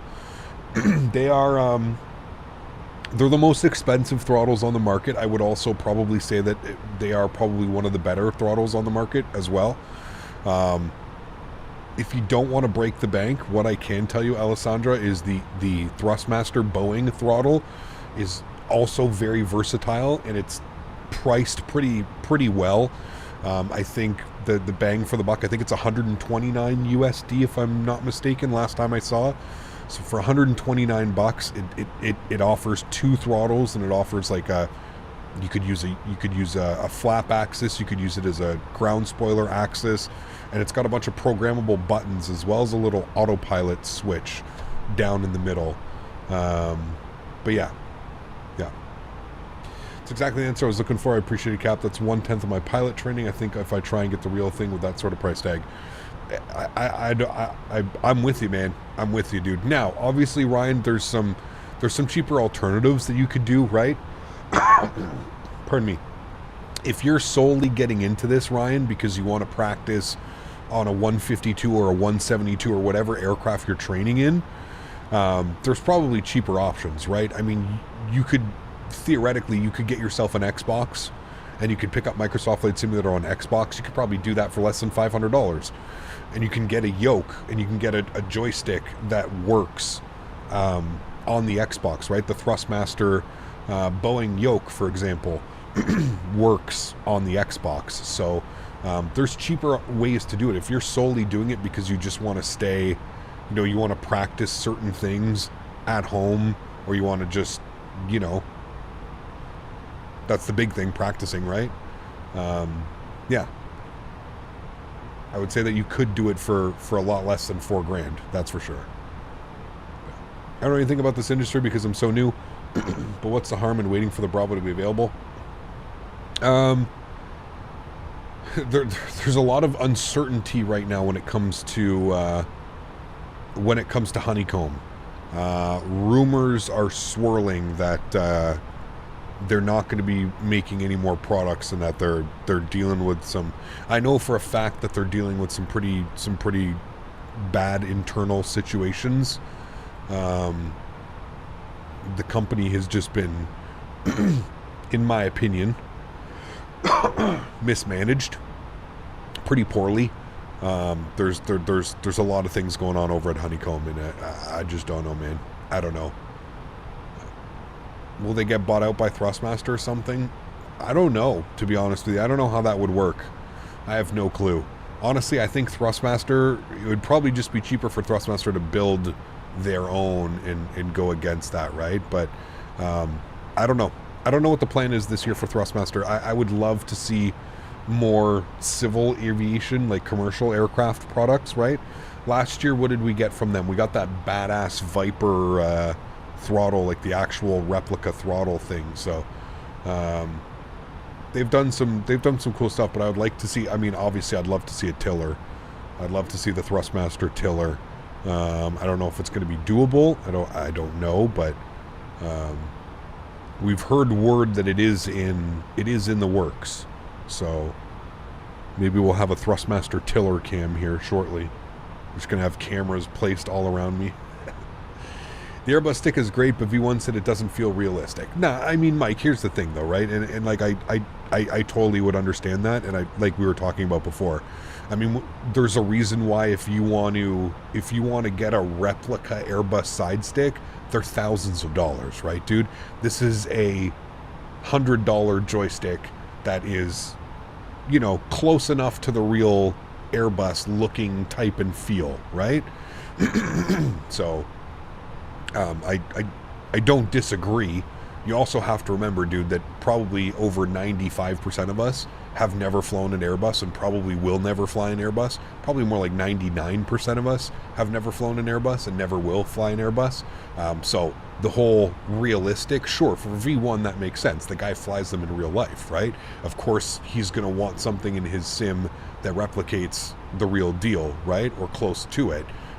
But yeah, I think bang for your buck and price to performance. That's why I love Thrustmaster in the product line, and that's why I'm an ambassador for them, because I fully believe there's no better value. Price to dollar, price to value, price to how much hours you put on it. There's no better value in my opinion than the Thrustmaster lineup. There are some great products out there, and that doesn't mean that, you know, there are some other great products. There's some great joysticks, there's some great throttles, there's some great rudder pedals, there's some cool things, right? Yeah, I agree. V1's throttle setup looks nice though. I mean, it does, Will. It's 1,500 USD, dude. You know, like, unless you're a hardcore real world pilot, there ain't too many people, or you're building out a full A320 cockpit, $1,500 for a throttle. I mean, come on, man. You know, that's catering to the 1%, right? And that's what I'm saying. There's nothing wrong with that. V1 is a real pilot. He wants to replicate, or be able to replicate, in his home office, when he flies, when he practices, when he streams, right? It makes sense. But for somebody like me, or somebody like you, who's just sitting at home and likes to fly the 737 and you know, the A320 and a bunch of other planes and stuff like that, you know, not really, man. That's way too much, dude. And then you got to think about how big it is too. It's like this massive bulky thing that's, I don't know, dude. I don't know about your setups, but like, I don't have a crazy amount of space. Like, I can barely fit my Honeycomb Bravo throttle beside me while I'm streaming, you know what I mean? Yeah. Or just go with a PS4 controller. I mean, Will teach you. Will's got lessons. You've seen this man land with a PS4 controller? Impressive, to say the least. That tiller's expensive? Yeah, he just got the Throttle Tech tiller, which is made by the same people. I think it's like $600 or $700 US. It's nuts, dude. Like, come on, man. The tiller is more expensive than my entire setup. And I have $400 rudder pedals. You know what I mean?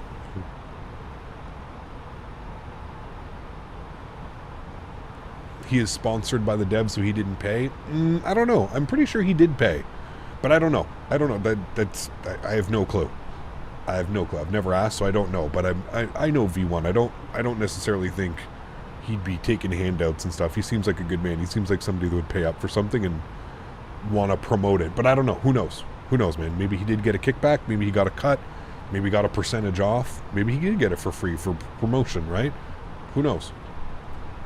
But those are expensive products. Usually products that cost that much, the developer isn't necessarily willing to give it up for free. That's just been my personal experience with products that are on the market. Very rare do you get something that costs $1,500, $2,000 and the yeah, they're willing to just give it up for free. Maybe he did though. Who knows? Devs his channel all the time. He might have paid for one thing, but the guy literally says, I'm sending you one next week. Damn, lucky man. Lucky then. I mean, again, he's the right clientele, right? It probably wouldn't make sense for him to send me one, or to send like XP72 one, or like, you know, those guys, because we're just not, that's not our crowd, right? That's not the people that usually would tend to watch us. Whereas, you know, makes a lot more sense for that, right? Please don't take a loan out to get a V1 setup, fellas. He's a real life pilot. Yeah, exactly. Well, I mean, listen, hey, if you got the money, sure, why not, right? I don't think there's anything wrong with that. If you've got the money and that's what you want to spend it on, I don't think there's anything wrong with that at all. Shit, I could think of millions of things, hundreds of things that would be worse than that, right? But I'm just saying, like, alternatively, again, for a lot of us fly multiple different aircraft, right? We fly all kinds of airplanes where, you know, I just feel like $1,500 for an Airbus throttle when I only fly Airbus, what, maybe a couple times a week, a month, or something like that. I don't know. Seems a little bit expensive. Those guys that have the seats that simulate the bumps on the runway and taxiing, I mean, that'd be cool too. Just get a butt kicker though. Just need a butt kicker. Thrustmaster is the most. Yeah, well, that's what I mean, Bob Tech. Excuse me. going to take out a loan for Flight Sim plastic sticks. Could spend the $600 on medicine. Tell me I'm wrong. Nah.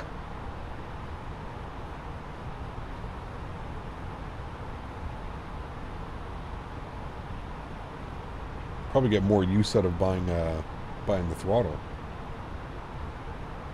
It is a badass setup, trust me. But it just, how you gonna justify spending that kind of cash, man? Unless you're doing it in the real world. You're coming home to do a little bit of training, or you're, you know, trying to stay recurrent, or trying to keep the controls familiar, you know?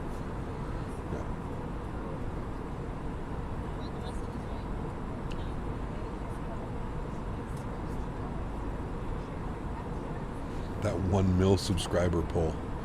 Just want to know how that goofy kid who buys every trash plane gets the controller for free, and Will is actually out here using a controller. Hey, man. It's the way that it is, dude. Welcome to the sad realities of content creation.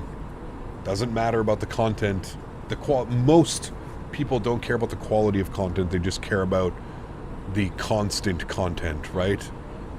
The constant something new in their face, and it is what it is, man. You have to realize as well that just because something's not for you, and just because a certain you know, genre or something in the flight sim is not for you, doesn't mean that it's, you know, wrong or bad or evil, or, you know, you just it is what it is. This is why there's content for everybody. That's why it's a platform. It's a rich platform full of content creators and people, and just have to remember, just that's the beauty of content creation, right? Is just that you don't if something's not for you, you just move along.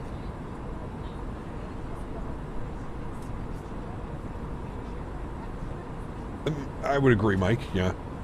Your TPR rudder and pendular yoke was enough for me. Big investment. Absolutely, Jay. 100%. And I think, like, you know, that's, I think, as much as people would probably be willing to spend, Jay. And I can think off the top of my head, I'm sure that cost you probably like $700-800. So that's, you know, that's a serious investment in yourself and your, you know, so that's what I'm saying. Like, imagine investing double that on just like one little thing that you have, and it's like, oh my goodness, you know, like, trust me, man, you guys know I have an FMC by Cockpit Master, and I mean, this thing cost $799. They charged me $600. I paid $599, no tax, on that unit, and they charge $799. That's like the retail price. And I've told them countless times, if they can somehow get the price of this unit down to like $350, I think everybody that could afford one would want to have one. Because if you think about like what do you press the most, other than like the throttles, the pedals, and the actual like flight controls?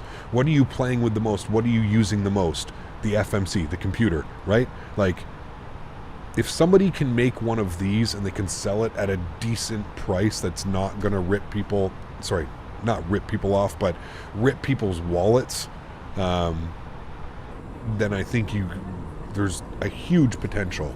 Now, I don't know how much these things cost. They've assured me that $799 is the cheapest they can go while still making a profit on the unit. But I still feel like that's just way too much, man. Way too much. I think if they could cut that price in half, I think a lot of people are going to be, you know, thinking about it and buying it.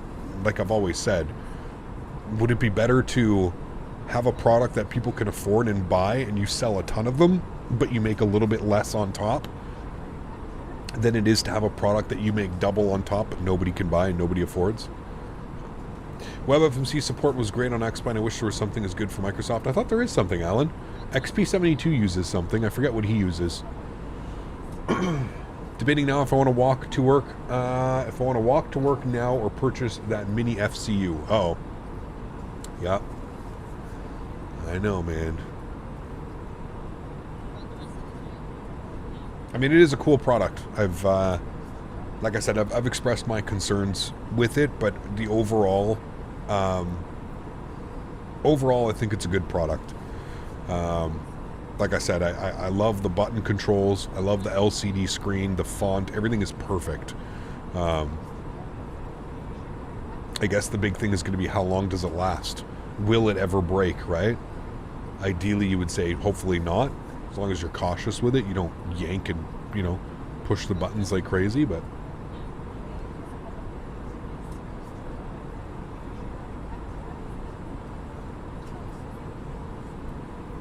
I mean, Crystal, listen, dude, every year that I go to these Flight Sim Expos, I try all the new rudder pedals out.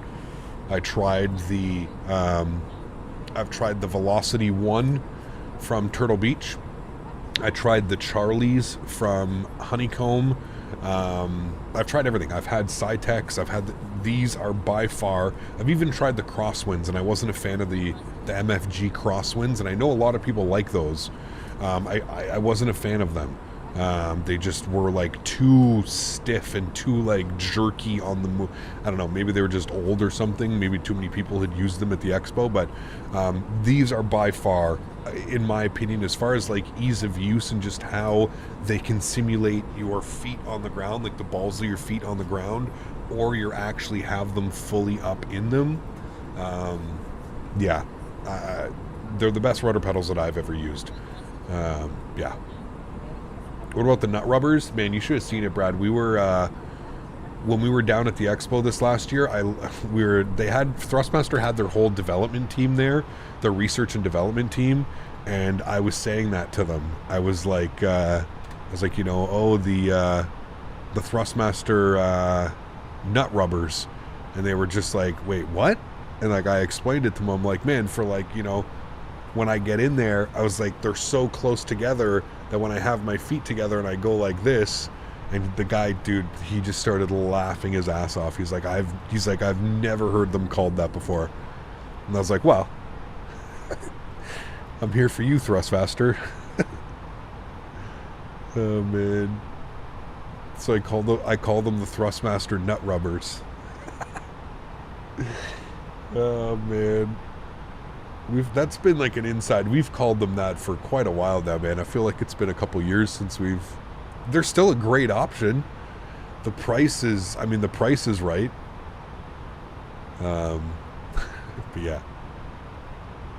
Is it worth it when I already have the TFRP though? That's the thing. Yeah, I would say probably not, Crystal. I would probably wait till, you know, maybe the other ones. You know, I'm sure there's going to be a certain point in time where you're going to want new ones or something. Maybe the TFRs go on sale, the TPRs go on sale or something. That's what I would be waiting for. If you already have rudder pedals, there's not much point in paying full price for another set of rudder pedals. I would either wait for a sale, or I would wait till these ones are not functioning anymore. There's a problem with it, it's broken, you know.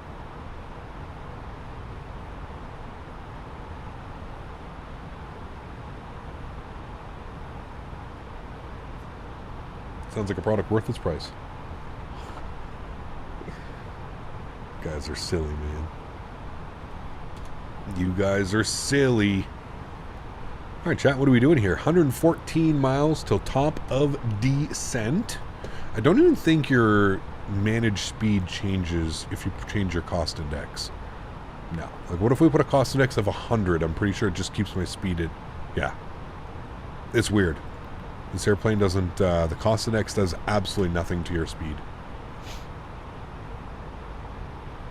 Eli, did I see your chat? Hey Cap, I'm reinstalling Microsoft. It's going at 4 megabits. Do you know any ways to get it faster? By the way, I don't have Ethernet. It's going to be a slow process, man. Especially during the day when people are flying. The easiest and the best way that I've found is off-peak hours. So overnight or late at night, early in the morning. That's when I like to do all of my installs. If I try and do installs in the middle of the day, just because the traffic through the Microsoft servers, it's just, yeah, no bueno. No bueno. EDDM ZUG Center. Who's this? EDDM ZUG 134.15. München Radar. 134. What was it? 134150. Dimitri, my man, dropping the €6. Huge no floaties to you, Dimitri. Thank you for the support, my friend. I appreciate you. Incredibly kind, man. Thank you. Appreciate you, dude. Good day, Mr. Radar. Thanks for support, my friend. I hope you're doing well. 400. Thanks, buddy. 3 a.m. in the morning took me 3 hours. There you go. Took me 12 hours to download the base game. Now I have to install like another 150 gig from the content manager. Yep. That's 312. Proceed direct to Z. It's quite brutal. Trust me, I've had to reinstall the sim once, and yeah, going through the worst part is once you get everything installed, and then you go through the content manager. You got to do everything there, and you're like, oh my goodness.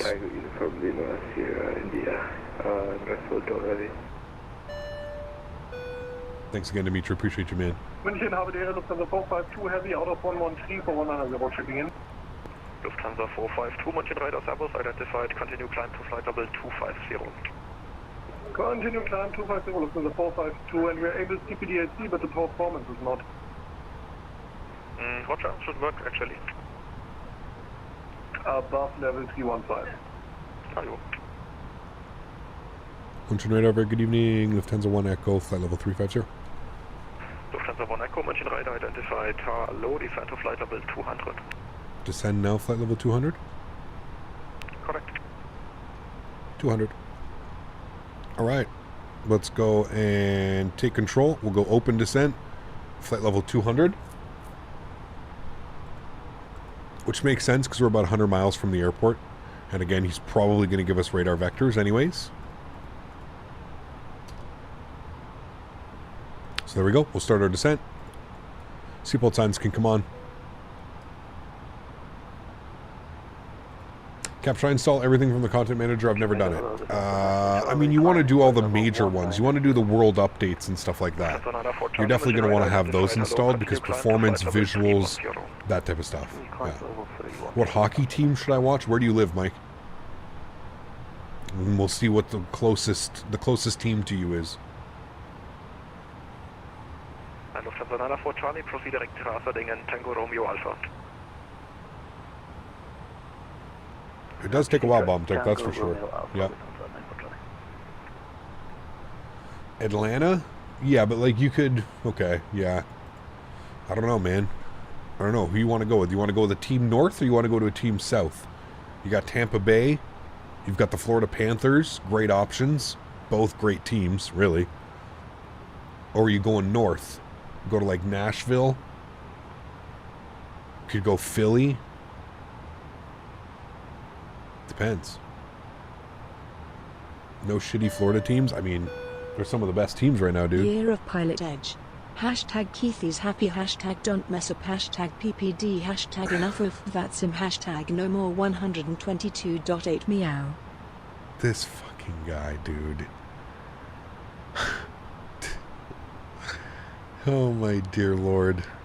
Pretty sure this man just donated enough to get a Pilot Edge membership for an annual subscription. Good evening. Possible pilot deviation, aka, I think we know who this is, Mr. Citation Max, coming in with the $444 donation. Absolute madman. Absolute madman. Chat, can we please get some no floaties and with yous for Mr. Citation Max in chat? What an epic... I gotta... Is that actually you, Max? You're nuts, dude. Year of Pilot Edge. Keith is happy. Don't mess up. PPD. Enough of VATSIM. No more 122.8. Meow. This fucking guy, dude. Oh, man. Absolute animal, dude. It was him. Absolutely insane, dude. Absolutely insane. We just go hook up an annual subscription. I mean, Keith would be happy with that one. He'd probably get mad at me. He'd probably get mad at me because then he'd have to go back and probably refund me because you know the way Keith is. You're crazy, dude. Thank you, man. I appreciate you. That is insane. Well, chat, looks like we're going to be on Pilot Edge next week, no matter what. Back in the US of A on the Pilot Edge. Got to get lots of meows on frequency. Max, thank you again, man. Incredibly kind, dude. Seriously. Jesus. What a guy, man. Lufthansa 1 Echo, descend at 2,500 feet per minute or greater. 2,500 feet per minute or greater, Lufthansa 1 Echo. Alright, so it wants us 2,500 feet or greater. We'll do that now. 2,500 feet or greater. Lufthansa 1107, your cleared flight level is 280. And you Yeah, I'm going to have to go get the subscription now. ECAP, can we expect, when can we expect you in the A300 again? I'm thinking maybe next week, Alex. Next week, because it just got another huge update, version 1.03. Maybe next week, but you know what I'd like to do? Maybe next week what we'll do is we'll... maybe we can split next week between the A300 and the 737. We can do, you know, we could do a Thursday stream. We'll do Thursday stream afternoon and evening next week in the A300, and then maybe Saturday, Sunday, Monday we can jump back in the 737. Proceed direct V6 for Lufthansa 1 Echo. Ethiopian 1420, proceed direct Sega. Okay. We are direct V6. Let me do our perf page here, chat, for a second. Sorry, man. That whole proceeding direct Sega for Ethiopian 1 procedure.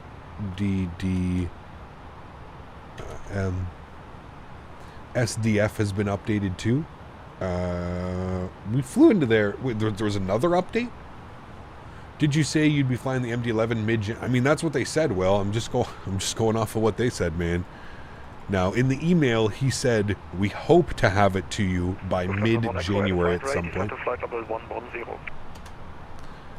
Sorry, did you say same rate of descent to 110 Lufthansa 1 Echo? Correct. Thank you. Okay. And Lufthansa 1107, you are that's good. We've got 300 at 13. So still a nice crosswind here, chat, coming in. It's going to be quite nice on the crosswind. Overcast at 1,700 right now, and the temperature is 0. Minimums into runway 26 right, I'm assuming. 1649 on the barrel. Okay, cool. There's a Captain Chad who copies your thumbnail style. It's fishing. Captain Chad? No, man, he's cool, dude. Don't worry about Captain Chad. He's here on the streams all the time and hanging out. He's fine. Flying in LA right now and looks so ugly outside, but forgot about my poor air quality. That's LA, most realistic thing I've seen in Microsoft. It does the new haze, man. It does it incredibly well. There's that new haze. SDF got an update last week. Okay, so it must have been after we flew in then. Okay. Condor 3287, climb at 2,000 feet per minute or less. Set squawk 1,000. Why is the sun off? We're doing night ops today, man. 1,000 feet per minute or greater, Lufthansa 1 Echo.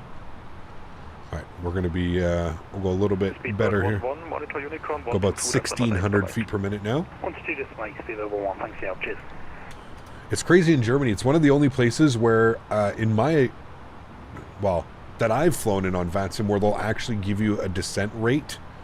They will basically tell you, and I wonder if it's just because like the flight paths are so weird. Like our top of descent technically isn't even starting for another 20 miles. We're at 350. We're at 16,000 feet now. So I'm wondering if that's just because the vectors, right? He's probably going to give us vectors from Landu or from Wessex down in for the arrival. So I'm wondering if that's why they do that. Looking better. You're cleared for the DB 1 Bravo arrival. Okay, clear for the DB 1 Bravo arrival. Lufthansa 110. The moon isn't real. It's just the backside of the sun. Oof. We're going that way. Make sure you turn off the dome light on approach. Dark Hoggle is cool. Yes, for sure. They take full control of the aircraft in Germany. I like it. I like it. Does your FMC work? If it's connected to the computer like it is via Bluetooth, what FMC, Sean? Like my Boeing FMC that I have, it has to be connected. There's a wire. There's a USB powered. Lufthansa 904 Charlie, monitor Unicom 122, that's about 8, Joe. We flying tonight? We are. We're going Orlando to Cancun. I'm excited. We haven't been to Cancun in forever. We're going Orlando to Cancun, my friend. Lufthansa 1107, indicated flight. It's about an hour and 45-minute flight too. It's perfect. It'd be perfect for an evening stream. Hopefully we'll get some ATC out of Orlando. Yes, we checked. We have the KNH at 1013. And we have two flight level. You'll bring your Speedo? Hey. We are at 28. Sounds like a good time. 1,100 feet. We have flight level up. Sounds like a good time. Lufthansa 1 Echo, contact arrival 128, decimal 030, Joe. 128030. Thanks for wonderful ATC. Have a good evening, Lufthansa 1 Echo. All right, 128030. I think that's what it is. They've got all these weird frequencies now, man, in Europe, dude. It's still taking me some time to get used to. 6 Victor, speed 170, knots until 60 me. Because again, this approach is not on the actual approach page. Like there's no frequency. Must be like an event going on or something. And thanks, good number, ciao. Just to confirm, 120,505. Oh yeah, sorry, 120,505. Munich radar load, Eurowings 5 on November, passing Federal 50, climbing 70. Eurowings 5 on November, mention other servos identified, climb fast, level 150. Climb 150, Eurowings 5 on November. Launch radar, good evening, Lufthansa 1 Echo, flight level 110. Lufthansa 1 Echo, mention radar servos identified, expect vectors, ILS 26 right, descend to flight level 80. We'll expect vectors, ILS 26 right, descend flight level 80, Lufthansa 1 Echo. Alright, beautiful, looking good.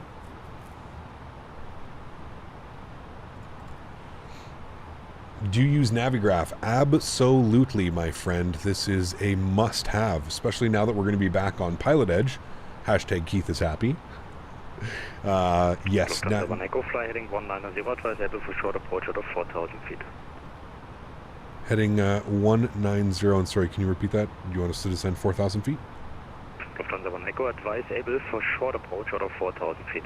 Affirm, that is fine. Lufthansa 1 Echo. Echo, Roger, expector, I will call you for descent. Right, we'll expect descent soon. Thanks, Lufthansa 1 Echo. Right. Just got here and heard Keith is happy. We love to hear that. This guy, man. You're an absolute madman, dude. Thank you for the support. I need to get you on the leaderboard as well. I'm going to do it. Actually, you know what? I'll do it right now while I have a quick second. Thank you again. Seriously, man. That's incredibly kind, dude. Absolute legend. Chat, if you haven't already, which I'm sure a lot of you have, go over to the wonderful Citation Max channel. Give that a like. Give that a subscribe. Support the man. He does, it's cool. Put it as Keith is happy. All right. That's what we'll do it for this month. I almost feel like we just need to have another one. We'll do Keith is happy. Lufthansa 184, contact mention radar 134, decimal 150. 134, 150, 184.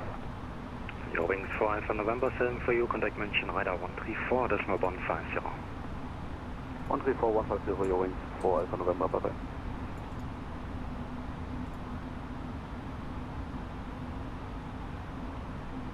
Lufthansa cargo for Lima Pub, for some reason you are in between the runways, advise able for visual approach on it. Alright, Keith is happy.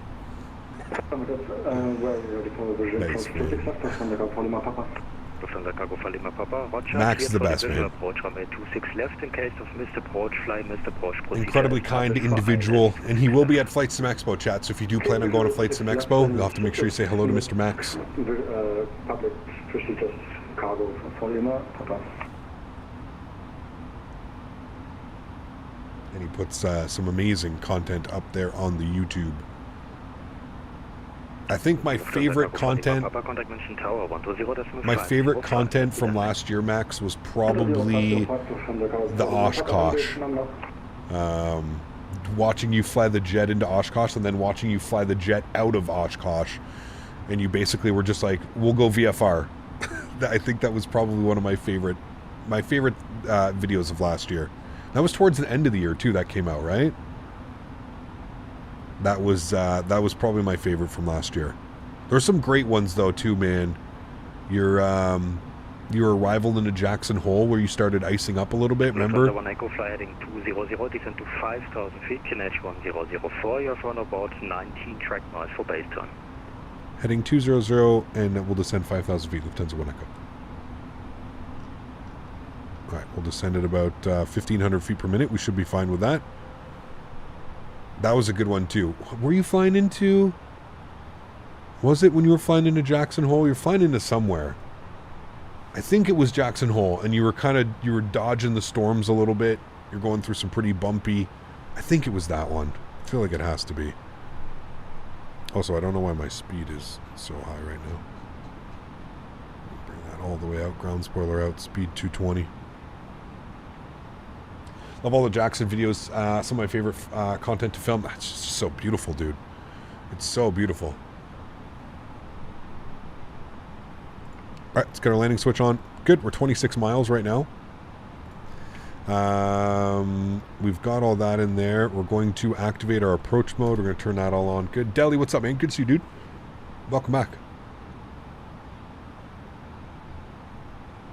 I like the one with the failure at cruise causing him to hand fly the entire arrival. That was a good one too. That was a good one. I still think Oshkosh takes the cake for me though, dude. That was like, you could just see like, oh man. And it was so hot, like ridiculously hot. That's when we were going through all that heat wave, I'm pretty sure. That was wild. That was wild, man. John, I almost feel like we want to go no auto brake here. We've spoke about this the last couple streams, but I feel like the auto brake is so strong on this aircraft. Although, we kind of want to vacate Alpha 9. So maybe we do keep auto brake 1 on, and we just hope that we actually vacate Alpha 9. Do we think that that's a good idea? I think so, right, chat? Let's pin our taxi charts too, because I'm sure they're going to give us some crazy blue line, purple line, yellow line, center line, whiskey 2. Probably going to get the 200s in there again. So, what was QNH here? 1005. Get ground spoilers in. Watch our speed cap. Okay, good. We need the Phoenix ASAP, dude. I'm telling you, man. It was 100 plus in the cockpit. That's insane, dude. Does the AC just not, like, is it just not optimal while you're sitting on the ground there, Max? Is that what it is? We've all seen what happens when there's no brakes. Yes, we have. Whee! We go flying.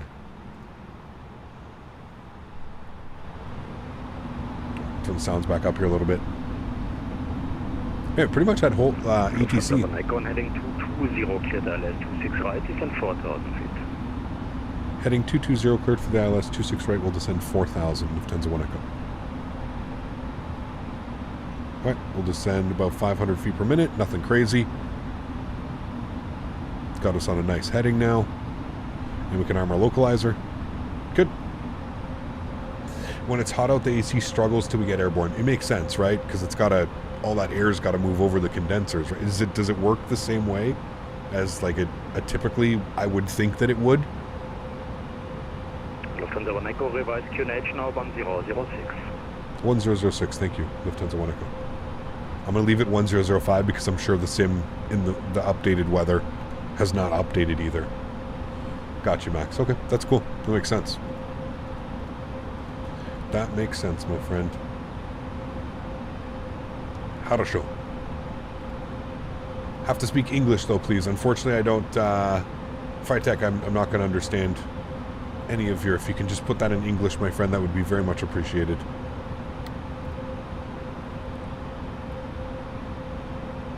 What type of plane do you fly? I'm going to let you guess. Judging by his name, Do you think he flies a citation?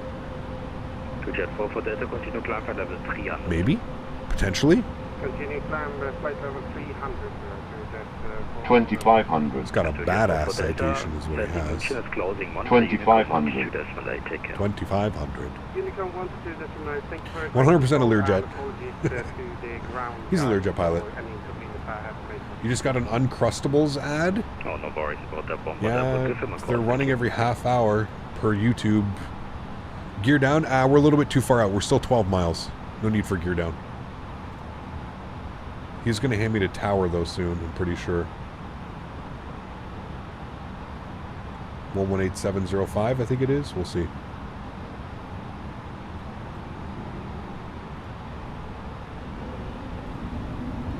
All right, there's localizer. Going to arm our approach. Approach is armed. Glide slope's armed. And as soon as glide slope starts to come alive, we'll go, there we go, we'll go speed back to 180. And we'll get ready to drop our gear. He said, okay, bye. Okay, I'm sorry. If you could just put it in English, I would be able to interact. I just have no clue, and I can't go into,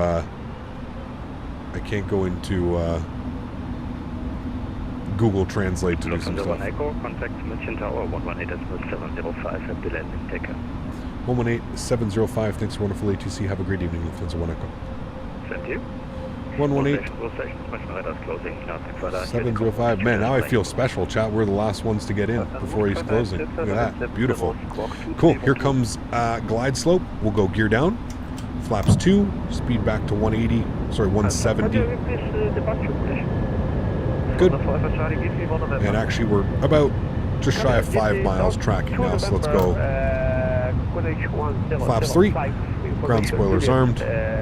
Everything else looks good. Auto brake is set there. Good. Gonna make sure to turn all my lights on this time, chat. Yep, thank you. No problem.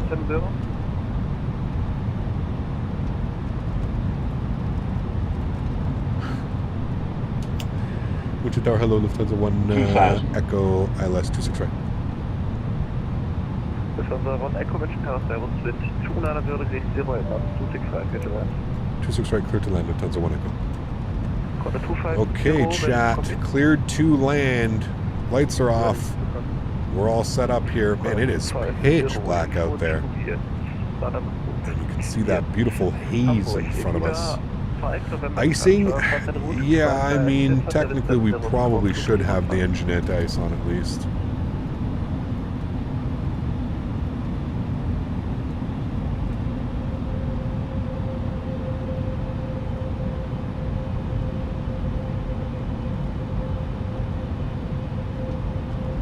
Go to your McDo direct and press FF26 right. Direct. This one?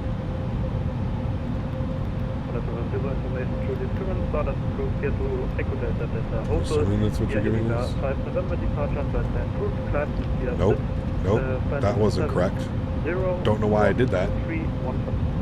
Don't know why I did that. Now the airplane's trying to make me turn in a circle. Definitely shouldn't have done that. Looks like Star Wars now. Punch it, Chewie. Can just see the arrival here. Give me a pretty gnarly crosswind here as well. Starting 14 knots off the nose. 1,000 feet. Joystick cam's going on.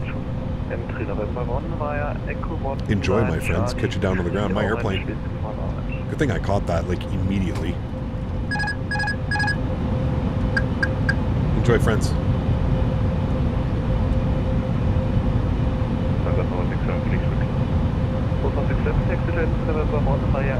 That weather, it's pretty gnarly though.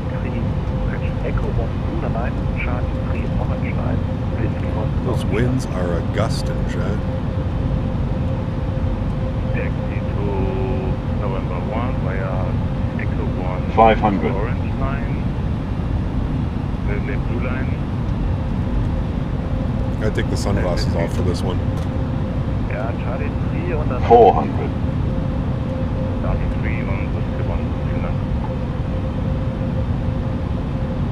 100 above. Slope, we're fine. Oh shit, 200. replay. Oh fuck, Chad. Minimum. Alright, well we got the replay. At minimums. 100. 50. 40. 30. 20. Retard. 5. Reversers, nose down gently. Oh, chat, we're landing this like a professional tonight. Decelerating.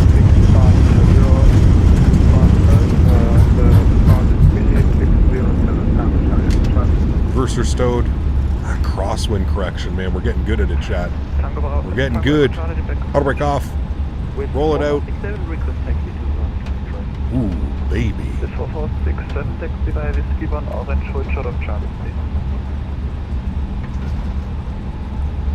With 4467, taxi via Whiskey 1, orange line, and hold short of Charlie 3. Alrighty. Back up into the flight deck. Welcome back to Munchen, my friends.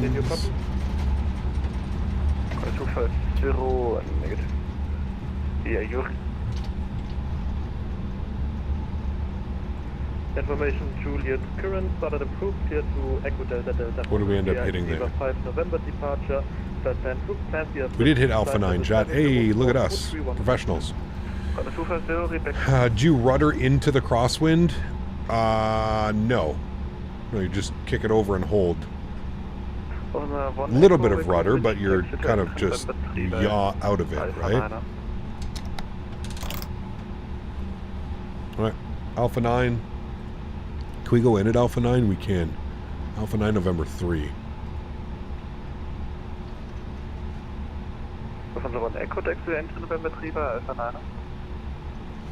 Entrance November 3 by Alpha 9er for Lufthansa 1 Echo.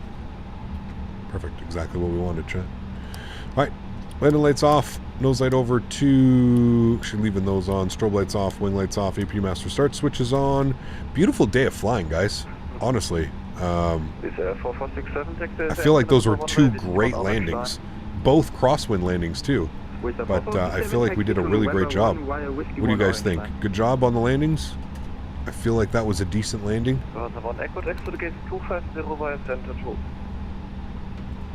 Gate 250 by a center 2 for Lufthansa 1 Echo.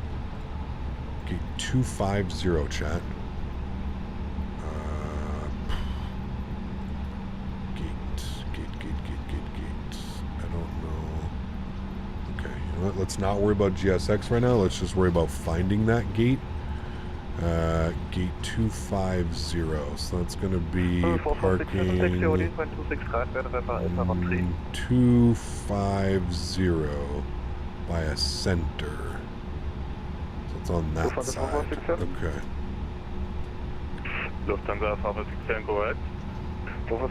Agree the crosswind technique was perfect on both landings. Right main down first and into the wind. Yeah, felt good. Taxi to 26 right via November Alpha 1. Felt good. We'll be able to watch that replay too. We can change the time back. I had fun actually flying at night. It's been a while since we've flown at night. I enjoyed that. I enjoyed the night ops as much as I love being able to see. There's something like ominous about flying at night when the winds and the, you know, Good evening. We are requesting about are a little bit crazy. to PLS. Right, we're on center, so it's going to be right at the cross. 250, but I don't know what. Where in GSX is gate 250? Apron 1 west? Oh, we might be able to find it. 250? Nope. Nope. And what is the initial plan Nope. for PLS 3999? 39 Well, plan via 670 PLS 3999. Is a 4467 taxi holding point 26 start via I November see 230s. We need It's a 250. 4467 taxi to runway 26 right via November Alpha 13.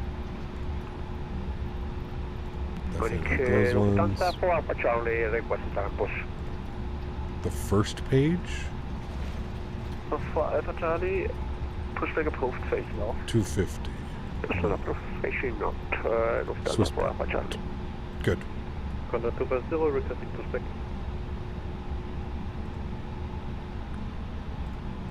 Condor 250, pushback approved face north. Traffic information, the aircraft left to US output pushing back, so take care of it. Condor, pushback approved facing 250 north. Confirm. And traffic information later.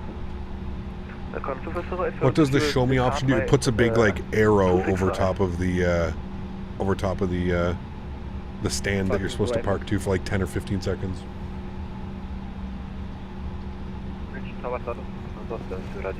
This is the best part is you didn't land on a taxiway. Nice. 72, read you 5.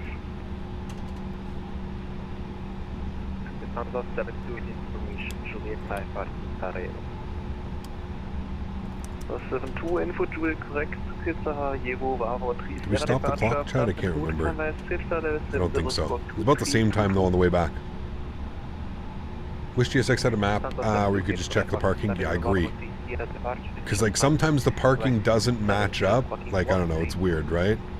Sometimes it doesn't match up and you're just like, what the hell is this? Like, this isn't where I'm supposed to be going.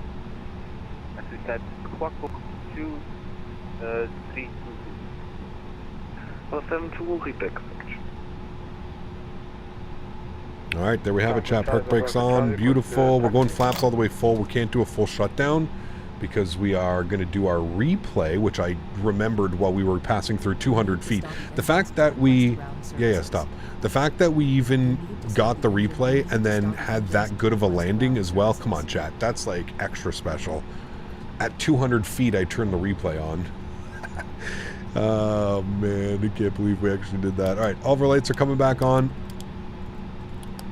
Good, good, good, good, good. Lights, lights, lights, lights, lights. Good.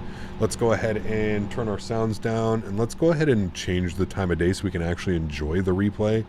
A little bit late here. Let's make it like more like this. Sure, that should be a little bit better. Then we can actually watch the replay. There you go. So that's literally when I got the replay on, which is genuinely hilarious. Oh man, I don't even know how we did that. Don't even know how we did it. But we did it, chat. That's all that matters. We still get the replay. Look, still get the replay. Cut the power, 1,000 footers, kick it over. That was a great landing. For nighttime under those circumstances, that was a real great landing, chat. I'm super happy with that one. Jump outside, have a little bit of a look-see here at that one as well. Gonna take this time now to thank my mods, my donators, and my sponsors. Thank you guys so much for everything that you do for the channel. Without you guys here, none of this would be possible. Can we please get a huge shout out and love for Mr. Citation Max in chat? Not only is he a great human being, but also coming in with the fat $400 donation. Unbelievable, man. Huge no floaties to you. Thank you very much for support. I really do appreciate you, Mr. Citation Max. And then everybody else coming in today. We had a ton of gifted members as well. So just an incredible day here on the channel. Thank you, everybody, for your support. I truly do appreciate it. To everybody else that cannot donate using a monetary value, but donates with your time, your effort, being here in chat, smashing down that thumbs up button. I want to thank you guys just as much, man. Thank you, everybody, for being here. Thank you, everybody, for your support today. It is truly incredible. I know the replay's short, but I mean, come on, chat. Look at that one. That was beauty. There's a little bit of correction. You can see that goes down. Oh, baby. Come on, chat. That was a beauty. That was a beauty. I'll leave you all with some more replays here. I'll leave you with the outro tunes as well. Thanks so much for support, friends. Appreciate y'all. If you guys are part of the North American crew, well, there are some Europeans that do tune in. I will be live in a couple hours again, chat. We're doing Orlando to Cancun this evening. That's going to be a fun one. Very much looking forward to that one. Haven't flown to Cancun in quite a while. We're going to be back in the fly-by-wire as well, doing some real-world Spirit ops from Orlando to Cancun. Going to be a great one. Guys, enjoy the replays. Thanks, everybody, for being here. I really do appreciate y'all. Have yourselves gear cam. What's gear cam? How do I even do that? Camera? How do you do gear cam? Do I have to, like, do specific external view? Oh, the quick views? Hold on. Yeah, let's find the quick view. I don't have any quick views for gear cam. I'm sorry. Or is it down here? Quick views. No. I don't have any quick views. I'm sorry. Sorry. I don't have any of those. It's in showcase. Oh, showcase? Fixed camera? Which one? 17, no. 4. Is that 4? Yeah, okay, 4. Okay. Stop. Bring this back. Go. Oh, but then, hold on. Pause. Bring this back. Then I have to go to camera, showcase, fixed camera, 4. Man, that's a lot of work, chat. It's a lot of work. Enjoy the replay, friends. I'll catch you all this evening. Happy landings, guys. See